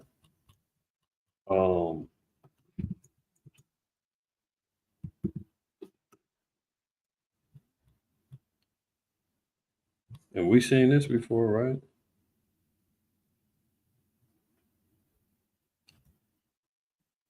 And we're going to read Revelation 17. We'll read down. Starting at 12, it says, "And the 10 horns which I saw are 10 kings, which have received no kingdom as of yet, but receive power as kings 1 hour with the beast." So this is the European Union, the European Economic Community. This is the 10 horns. This is the Council of the EU, right? The 10 horns is that's what that represents. The original, I've shown this before. Y'all seen it before. The original 10 were Belgium, France, Italy, Denmark, Luxembourg, Greece, Ireland, West Germany, and the Netherlands. And it's kind of been configured. They, have interchangeable parts, but they don't have a shared kingdom. There is not one particular kingdom under, but they all had power at one particular point. They combined all their powers together to create NATO, the EU, and the European Economic Community. All right. These have one mind. So when they created a treaty amongst each other through the what is it? They got the Treaty of Rome, the Club of Rome, and then they got the Treaty of Belgium, I believe. But they all came to this particular agreement that they were going to create this coalition, right? And shall give their power and strength unto the beast.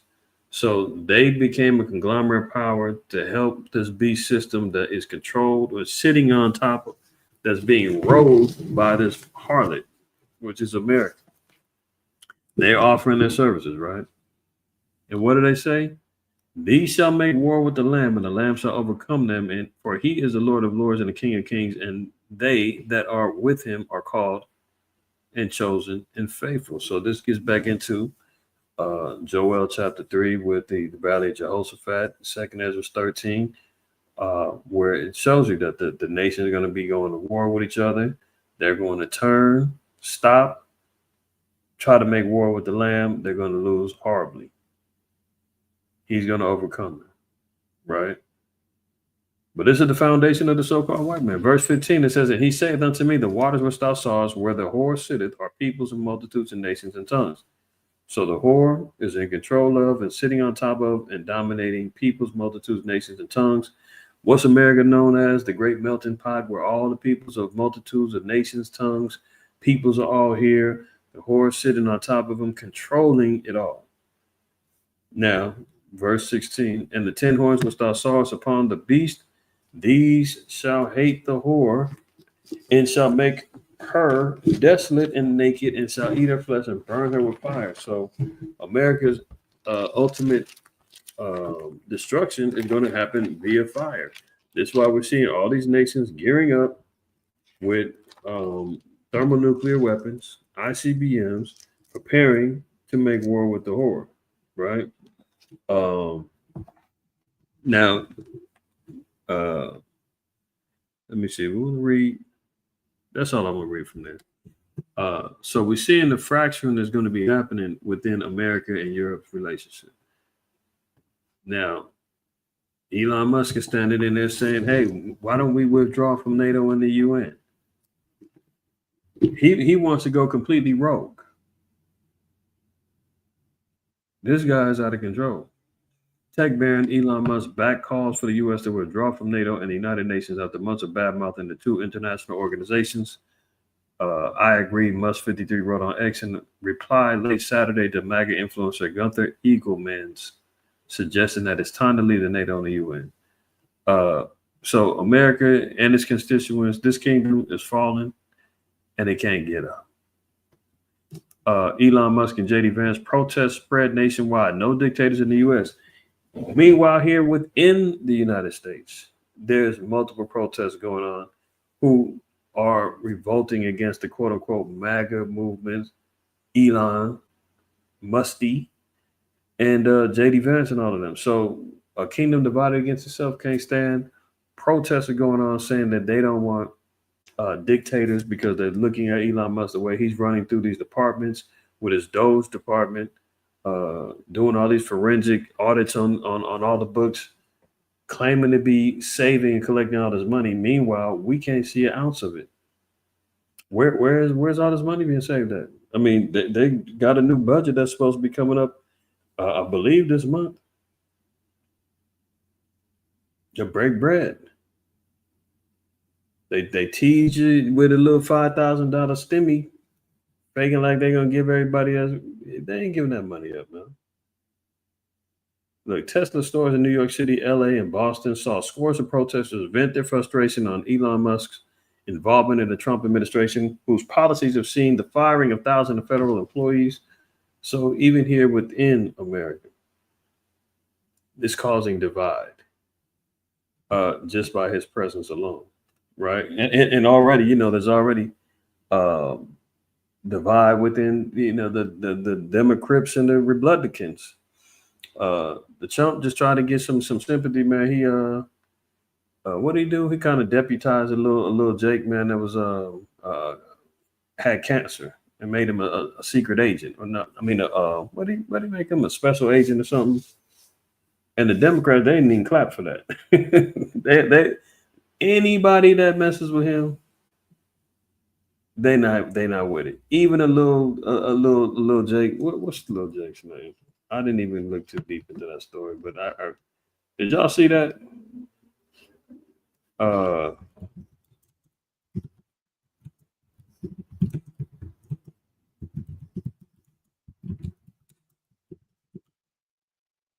know I spelled that wrong.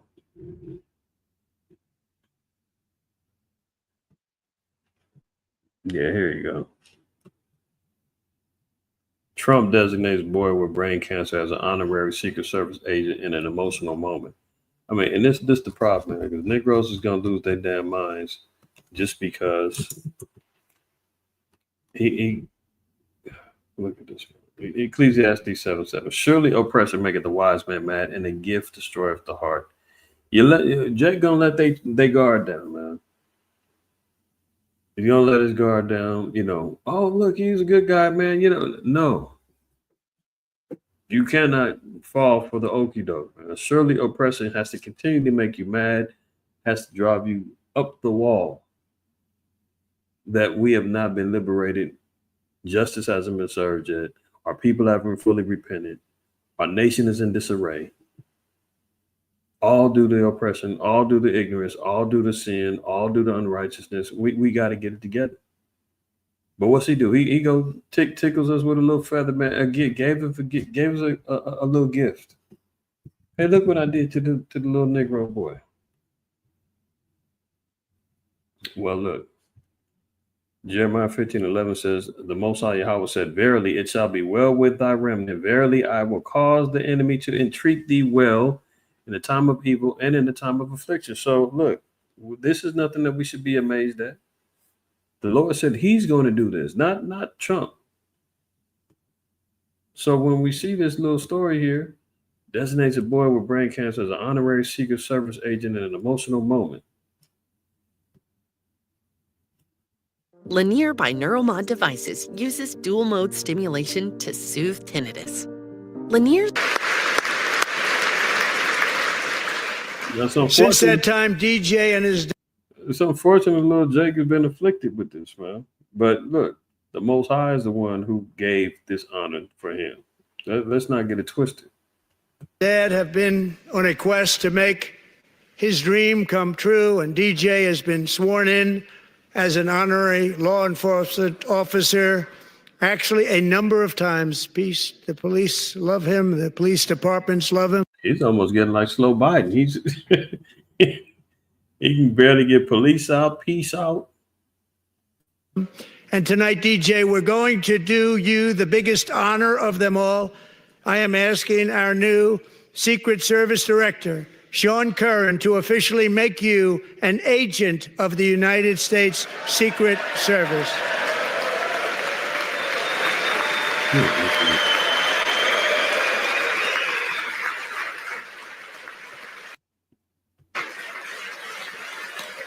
Little Jake look like he don't know what's going on. I mean, what kind of stage show was this?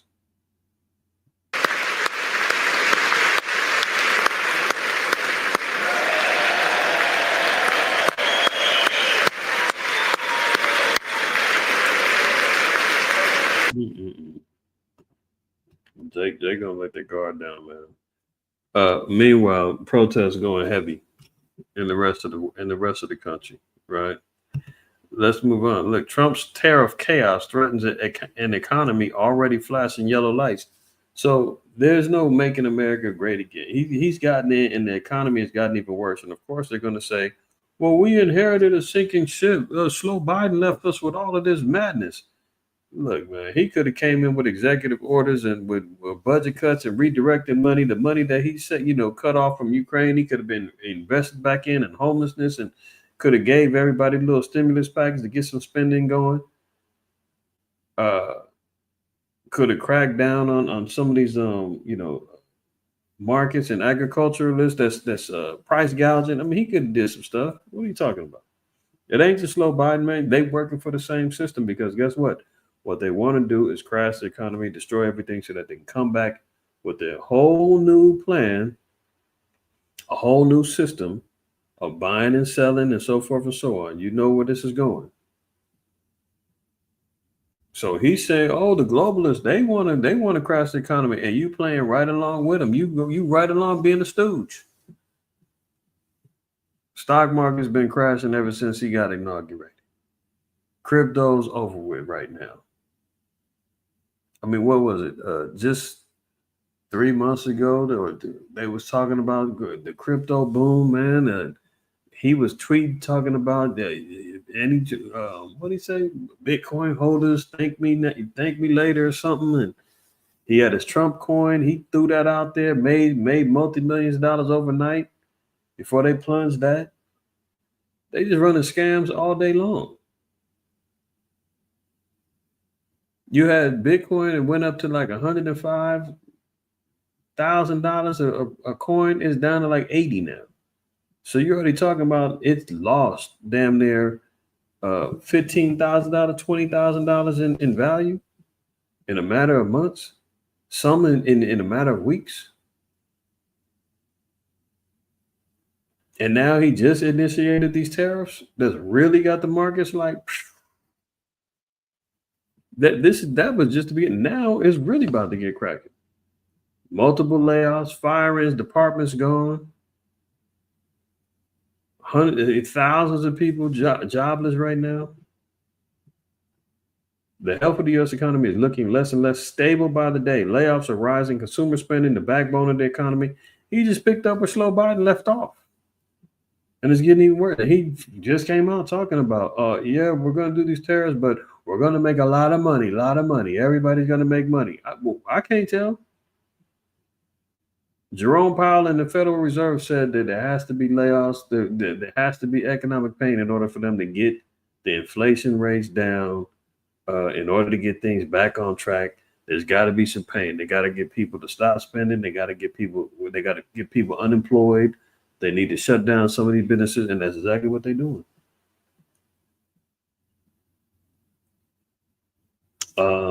Matter of fact, let me see if I can see them real quick. Are we looking on time? Yeah, let me look real quick.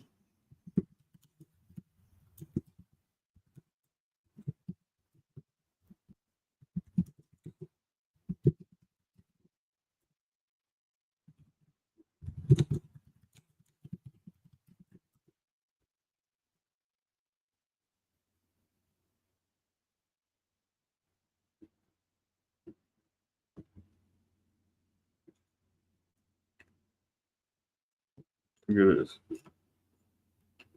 Fed Chair Jerome Powell says fighting inflation will cause job losses. Here's what you need to know.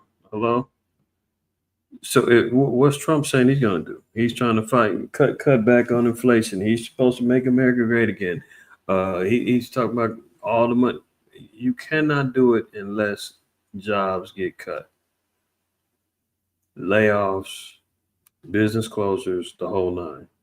This is why they're running through signing all them damn executive orders, starting with the federal system and the federal government jobs first. It's going to trickle down to everybody else. They know what they're doing. He's making it look like, look, these are the bad guys. I'm getting rid of them. They need to do all of this stuff. So once it's all collapsed, then they can come back and say, guess what? We got a new digital economy, digital ID. You already hear them talking about they're creating Bitcoin to be the backup reserve currency. Everything's going digital, cashless society. Been talking about this for decades now. Mark of the beast system is all here. Notice in what is it, May, everybody who's anybody is being encouraged to get the real ID. You either have to have a real ID or you have to have you have to have a proof of citizenship, passport, or some other things to enter federal buildings, to fly any domestic flights, travel, so forth and so on. They want everybody locked into this particular real ID, which is going to be a new form of digital identification. That's mandatory coming in May.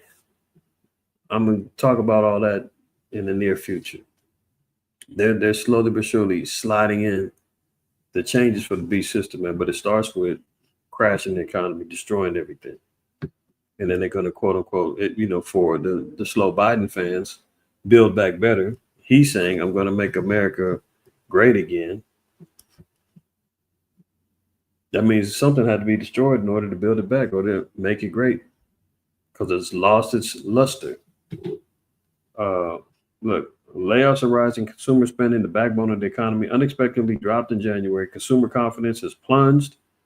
A key GDP forecast suddenly turned negative, and extreme fear is back on Wall Street as stocks slide. There you go. Stocks bad, investments bad, home real estate bad, everything is bad right now. Look around. People killing themselves just to live, busting their butts for overtime, multiple jobs, side hustles, and still struggling to get by. Tariff wars, risk sinking world into a new Great Depression. International Chamber of Commerce warns, your brother here said this was going to happen 3-4 years ago. I did a lesson about this. That this is the parallel of the roaring 20s of back then. Matter of fact, I'll probably re-upload that video because some of y'all probably ain't even seen that yet. You heard about it but didn't see it for yourself. Remind me what you're talking about, Ashar. I'm talking a mile a minute. I might have said something I didn't hear. I mean, I don't see what you're talking about. But talking about the Great Depression. In this new age, quote unquote, roaring 20s, we're halfway through, midway. 2030, Agenda 2030 is the new goal for the quote, like the rebirth of everything, right? They want to have everybody under a digital surveillance system, digital payment system. They want everybody living in, manageable constructs of homes, micro apartments, micro buildings and whatnot, eating bugs. I mean, you name it. They got it all. They're going to repossess all of the real estate. You see what happened with the Malibu, Altadena fires. They're already talking about 2027 smart LA, getting prepared for the Olympics. They know what they're doing. Tariff war risk, sinking world into a new Great Depression. The world economy could face a crash similar to the Great Depression of the 1930s unless the U.S. rolls back on its plans to impose steep tariffs on imports. A senior official at the International Chamber of Commerce warned. Yeah. Again, I think I did a lesson on that 4 years ago about this whole thing. Here we go. Our deep concern is that this could be the start of a downward spiral that puts us in the 1930s trade war territory, said Andrew Wilson, Deputy Secretary General of the ICC, which promotes global business and trade. High tariffs on foreign goods imported into the U.S. in the decade contributed a damaging global recession. Now, the key thing is during the Great Depression and after, Black folks was doing okay. I mean, we was maintaining. This is when segregation played a key role in us being able to develop our own hospitals, schools, movie theaters, banks, farming, construction buildings. That was all part of it. Oh, okay. All right, Con. You're talking about the little J. Yeah. See, when our people was able to network with each other, build with each other, this is what we're gonna need now. Especially in the time that we're dealing right now. I'm sure everybody's kind of hip to the whole little incident with the brother Gorilla Hebrew and his fall from grace through his iniquity, which he said he's repented for. That's between him and the Most High. The Most High will know that, but not to deviate. But it's caused a lot of turmoil and chaos within the nation. People saying, "Well, where are the elders?" That brother has elders. He's acknowledged who his elders were. They need to hear. People want to hear from them. Then that's on his elders to speak on it. But other than that, if they're determining that it needs to be an internal thing or a council matter between them two, that's how it's supposed to be. But nonetheless, it's caused a lot of chaos within our nation. These type of things we're seeing going on right now, when we talk about economic collapse, biological warfare, World War III, these are the things that are supposed to be uniting us back together.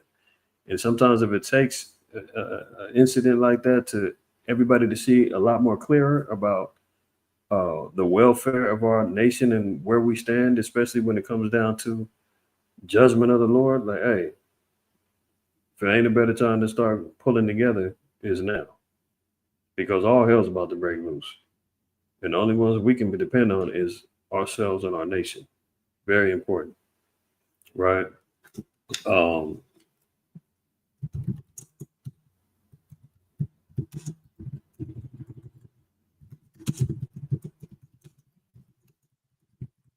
Let me see if they got anything that's gonna.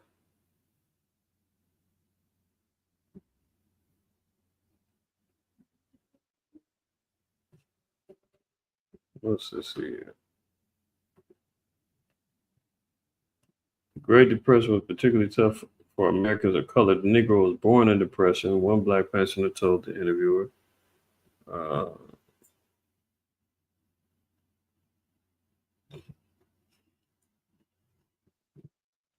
Subsistence farming allowed many black Americans who lost their land or jobs working for white landholders to survive. But the hardships increased. Life for black Americans in urban settings was equally trying, with black and working class white people living in close proximity competing for scarce jobs. Yeah, tough times for all of us. When we came up out of it, prior to that, we had thriving communities. Of course, everybody knows about, Rosewood. We know about Tulsa, Oklahoma. We know about all these things that was destroyed. And in like manner, we're seeing our communities not only being destroyed internally because of our ignorances and destroying each other, but it's being gentrified. Rising up costs of living, because the Starbucks got built around the corner from your house, forcing people to move up out of there, and they come back in, colonize, and take over. Communities being destroyed in a different way now. Same results though, right? But this is what they're talking about: an incoming Great Depression, just like the 30s. And they're saying it's all based around these tariffs. And Trump ain't back down. Tariffs are going full-fledged. So just imagine, this is where we at. This is the things that we're seeing affected by the tariffs.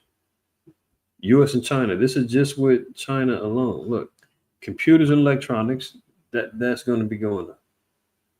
Electrical equipment, miscellaneous manufacturing, machinery, clothing, fabricated metal, furniture, transportation equipment, chemicals, plastic and rubber products, leather, and similar goods. These are all things that are getting imported from China. Things that's going out to China: transportation equipment, computers, electronics, chemicals, machinery, oil and gas, farm crops, miscellaneous manufacturing, waste and scrap, and electrical equipment. That's what we send over there.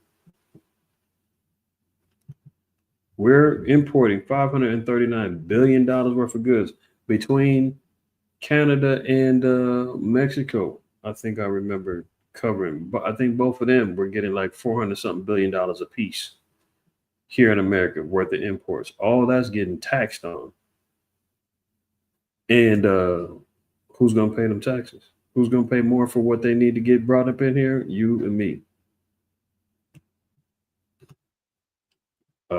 They're talking about a possible interruption with Social Security. Social Security has never missed a payment. Those actions threaten interruption of benefits, ex-agency head says. So the thought of Social Security checks being cut off or being reduced is on the table. Now, whether or not Elon can go through with it or not is yet to be seen. But the fact that that's even being discussed, they already said Social Security, they anticipated being the well-run dry by 2030 or 2035, something like that. So he's accelerating it. They already saying there ain't gonna be no Social Security by that time. There just isn't no money. I mean, America. First of all, man, America can't even pay the debt down. That's out. You got $36 trillion worth of debt, and you're broke. You're living check to check based upon, every 90 days you gotta, develop a budget to try to pay your bills. You ain't got nothing in the bank, man. How you gonna pay these bills? Unless they come up with a new system saying, hey, reset it all. And then we'll control it. We don't have to print out money no more. We can say what you can and can't buy. We can cut it off at the click of a button. You dig what I'm saying? Like, this is where it's going. So they're talking about Social Security. That could even be threatened. Trump's tariffs could raise prices of fruits and vegetables within days, Target CEO warns. I mean, who's Target is the alternative to Walmart. Jake love either one of them. But at the same time, they're going to be running scared when they see them prices go up even more. But Target CEO already said, man, look, fruits, vegetables, that's going up. And Target already got problems when they were selling them damn pro transmission t-shirts and rainbow t-shirts and all that. Remember that? Baby clothes, promoting the agenda.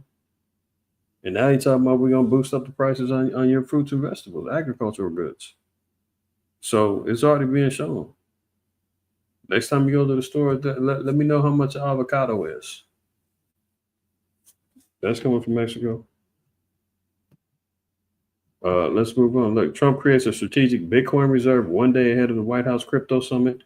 So this is where we're talking about them pushing towards a digital economy, a strategic Bitcoin reserve. This is a controlled coin. There's a limited amount of them. This is why you're seeing a lot of the cryptos going down, people panic selling. They're forcing the market to crash so that they can come in and they can buy them up on the low, buy them all up on the low, and then they can store them and reserve them and never sell them, creating a scarcity. And the people who still got them, they might be able to, maneuver something with the coin. But if it ever turns into it being controlled by the government, your coin now is going to be subject to the regulations that the government lays down on it. So white man slick, man. He'll go in there. He goes in there and he's crashing and causing all the speculation and manipulating the markets and doing all the stuff. So all the crypto is crashing because it's all based around how Bitcoin moves. Now he comes in and says, now Here's a failing asset in the eyes of the ignorant. You just look and say, man, Bitcoin losing all this money, man. I ain't messing with that. But he comes in and says, no, we're going to use that as our strategic reserve as far as economics is concerned. He sees the value in it. Why? Because he's the one in there manipulating and crashing the damn thing.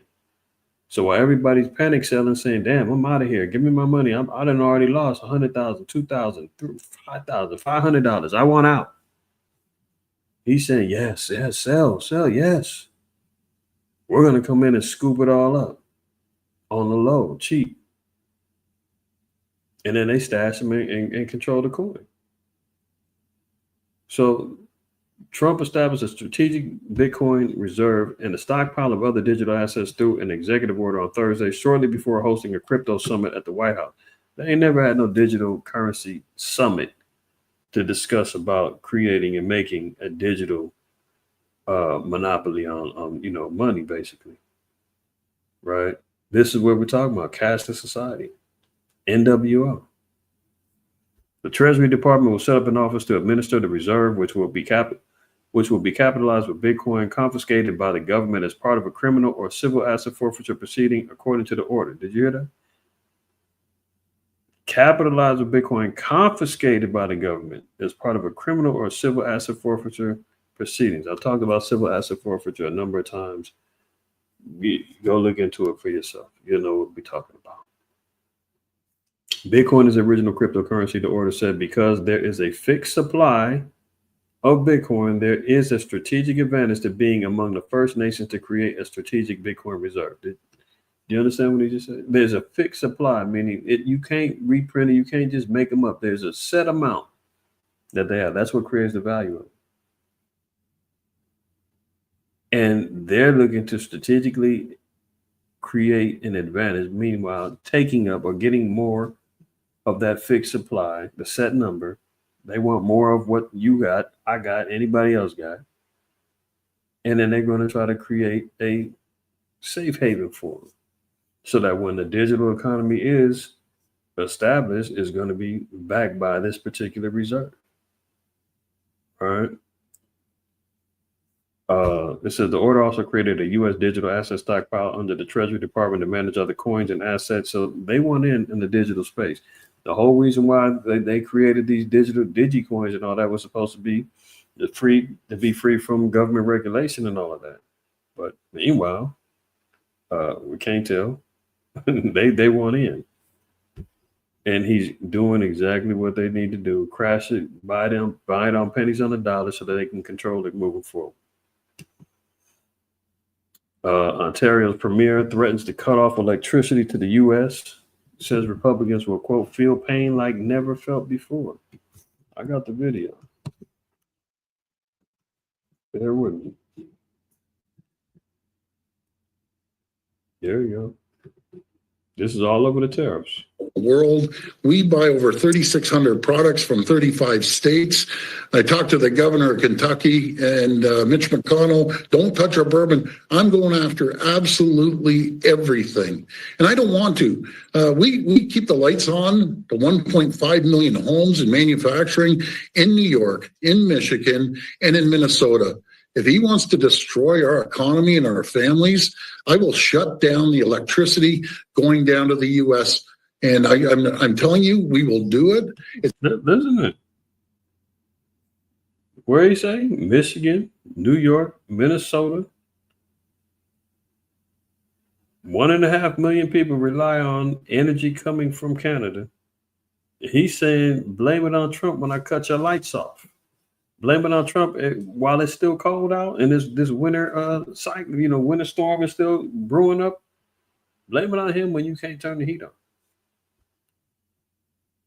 It's unfortunate. I would rather ship you more electricity, ship you more critical minerals. I want to ship you more energy, more potash to keep your farmers going, and uranium that you use for your nuclear power. It comes through from Saskatchewan over to Ontario, and it's going to be a massive problem. I'm telling you, we love Canadians love Americans. I love the U.S. Everyone does, and not one American friend. When I lived there for 20 years, I've talked to all of them. Hardcore Republicans are saying this is the biggest mistake President Trump has done, and we're dead against it. And I've yet to find one who supports him. And so, if I'm hearing you correctly, you are ready, sir, to go to war, to go to a trade war with the United States, with the Trump administration. It's the last thing we want to do. It's one person that's coming to attack us economically. Your closest friend, your treasured ally, that will stand shoulder to shoulder with you in every situation. See, he's even still filibustering. He's trying not to say, "Yeah, I'm ready to go to war." He was speaking bold real quick, man, but Jake put him on the spot. He said, hold on, let me be clear. You're saying you want to go to war. You want to go to full-blown trade war with Trump. It's the last thing we want to do. Hold on. So this is where we're seeing whether or not this goes through is going to be something that we see. See, they got the little signs in the back, Canada's not for sale, but them tariffs is kicking in. And I think Trump is kind of playing with him a little bit. He's hitting him a little bit, backing off, hitting him a little bit. I think he kind of backed off of the 25%. Let me see.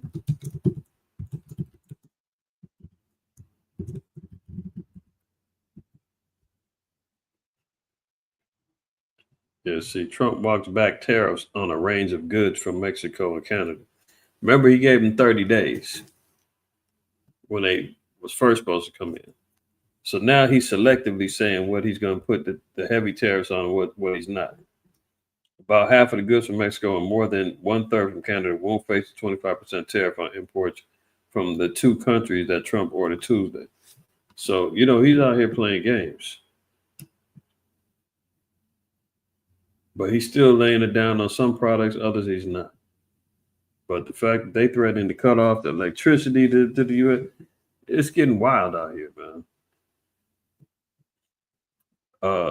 South Carolina governor declares a state of emergency. Wildfires erupt in the Carolinas and Georgia. House of Byron, man. Y'all in South Carolina, right? I don't know if y'all on tonight, but if you're on it tomorrow, y'all know how to contact me, man. Let me know y'all good. Because Lord knows, we know about wildfires out here, but South Carolina, they can't get a break. They get hit with the floods and the storms and all that. All of them sundown towns still struggling with FEMA, getting over on them. Now they getting hit. Most High ain't playing, man. They ain't hit them with wildfires up there. 10 active wildfires remain in the Carolinas and Georgia early Monday, with some residents forced to flee their homes as flames raged nearby. So we're seeing how the Most High, we read earlier, man, spirits created for vengeance. South Carolina got a lot of dirt on their hands, man. Probably the Geechee Gullah society down there, man, probably praying to the Lord, saying, "Look, we've been catching hell over here, looking for some retribution, looking out for his children over there." I don't know, but Carolina is catching hell, and mostly the Edomites really get hit. So I don't know about if Jason's in Horry, Spartanburg, Union, Oconee, and Pickens counties, but the House of Byron, man, let me know. Let me know if y'all good and what's happening down there. Let's move on. Second major airport on red alert as a foreign traveler imports deadly disease and infects an untold number. Remember that? Oh, the measles is here.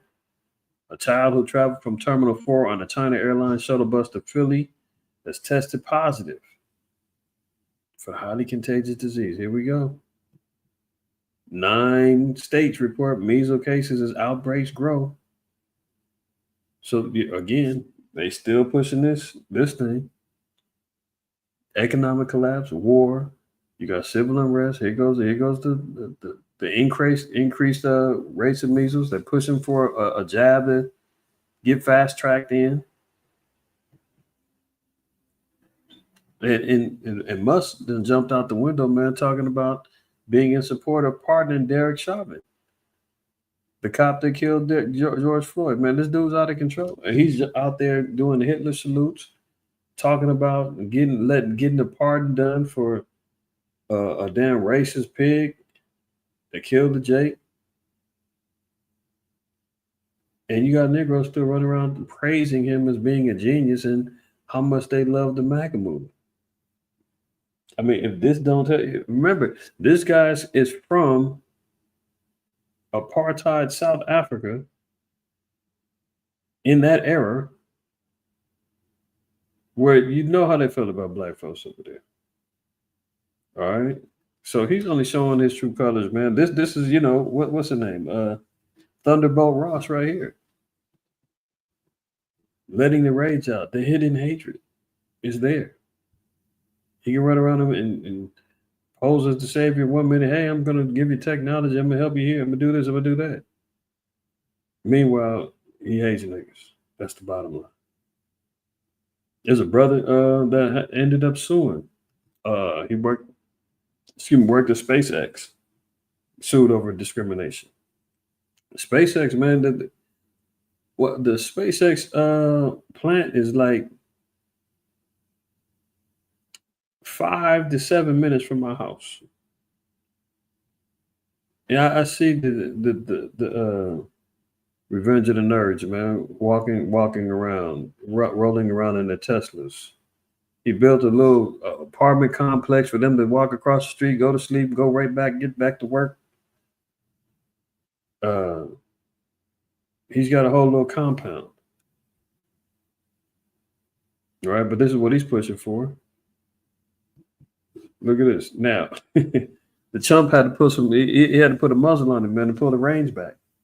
This is just recently it. He said Trump puts new limits on Elon Musk. The president convened his secretaries with Musk to clarify power.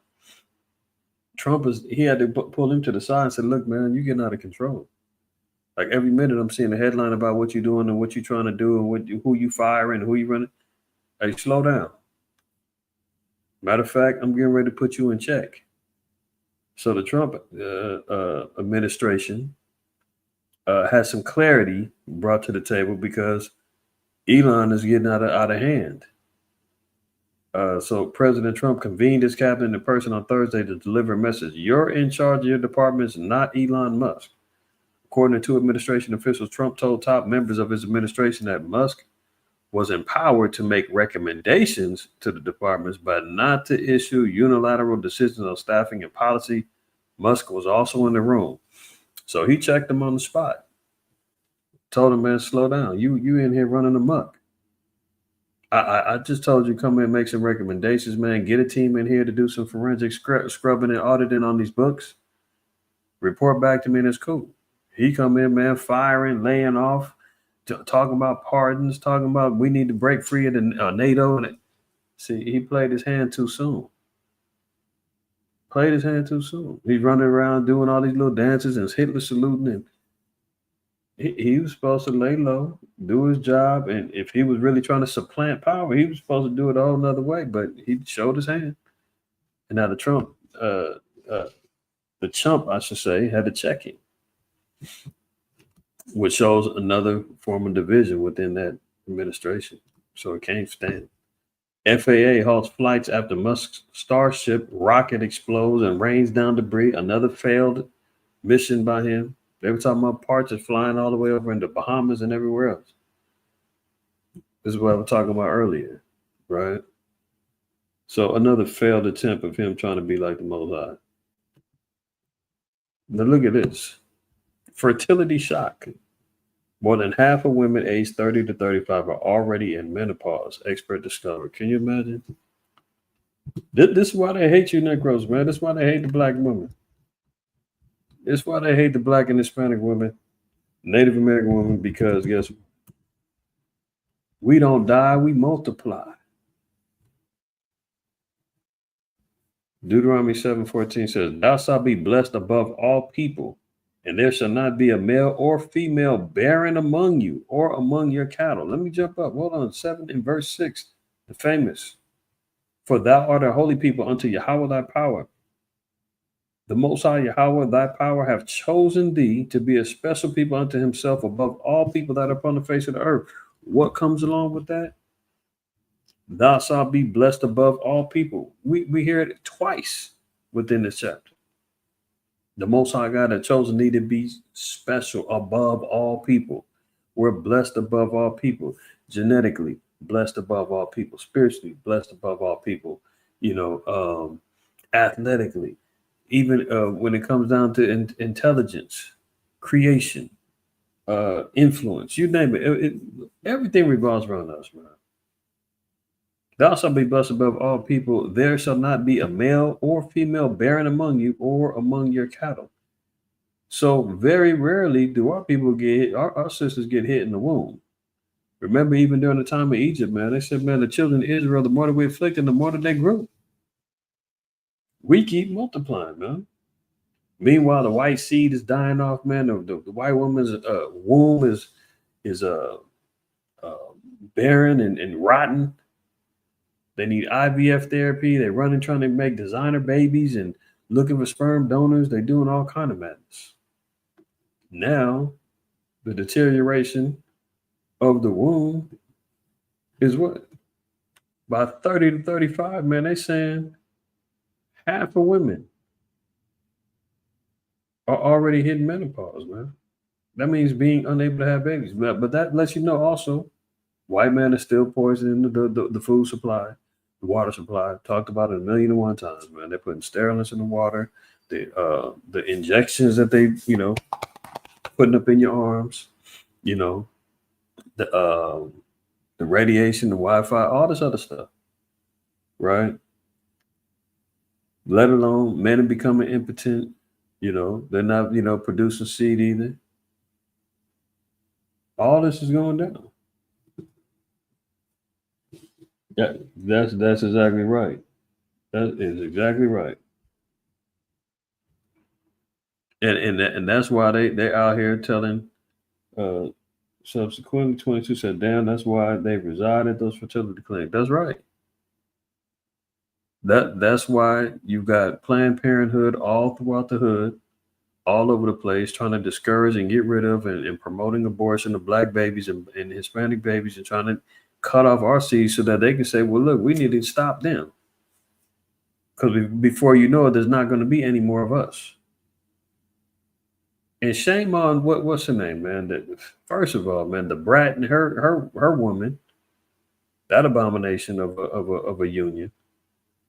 But she went and got a damn white man seed in her and had that baby. The rapper, the brat, former rapper, whatever she is now.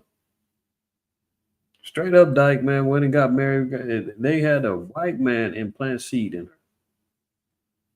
Look, and his seed continues on now through a damn black woman's womb. Meanwhile, they're constantly promoting, the interracial marriages and whatnot.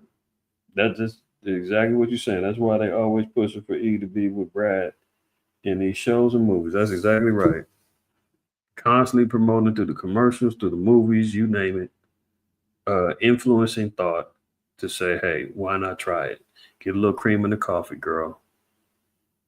You dig what I'm saying? Like, it's over for them. They're all jacked up. The Most High said, man, this seed is spoiled.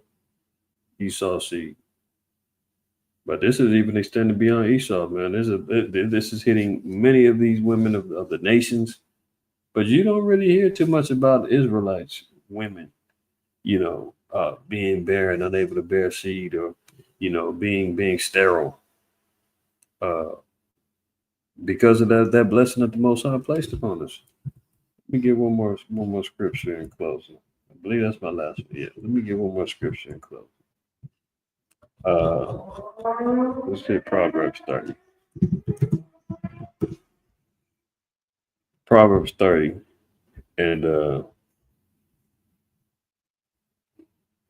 let's read verse 12 and we'll read down. It says, there is a generation that are pure in their own eyes and yet is not washed from their filthiness. It's a timely scripture, when it comes down to especially what's internally happening or happened within our community. of Israel, man. It's a generation that are pure in their own eyes, and yet is not washed from their filthiness. Verse 13, there is a generation, oh, how lofty are their eyes, and their eyelids are lifted up.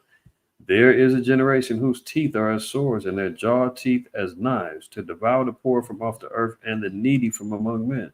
See, this is also a key scripture as well. The generation who love to just, gnaw at, tear apart, destroy people, jaw and teeth as knives, man, barking down, causing division, strife, the whole nine. Speaking deaf, these little jakes on the, what they call them, little YNs. They going live on their Instagrams, they going live on their Facebooks, talking deaf. People pulling up on them, shooting them live on camera. They doing all kind of foolish dirt. Knockout games, all this foolishness. To devour the poor from out the earth and the needy from among men. The horse leech with two daughters crying, give, give. There are three things that are never satisfied. Yea, four things say, not, it is enough. Here's the next one. Look at this. The grave and the barren womb. The earth is not filled with water, and the fire that saith not, it is enough. So these are the things that are we're seeing plaguing the earth right now. Death, the barren womb. It says the earth is not filled with water, and the fire that saith not, it is enough. So resources becoming scarce. We just got to see in South Carolina wildfires destroying much of the land. The grave, death, and the barren womb. And that's what we're seeing right there with the infertility issues jumping off, man. A lot going on in the earth, y'all. A lot going on in the earth. See, that's that foolishness, man. But that's the Isaiah 3, about them getting struck with baldness, trying to redeem themselves through the seed, man, trying to get a little designer baby, man. They want the good hair, right? Damn shame. Still to use the card, man. Hopefully you and the family as well, man. I'm gonna go and get up out of here, man. All praise, honor, and glory to the Most High while you have a shot, man. Make sure y'all go check that film out, man. If it's on your spirit, you're able to do it, go check it out. We'll compare some notes. You know what I mean? But the rest of y'all, man, y'all be well, man. Have a blessed Sabbath evening. Lord willing, see y'all tomorrow. Always remember, in passing and in closing, fear the Most High, keep the commandments. Don't shoot the messenger. All right, shalom.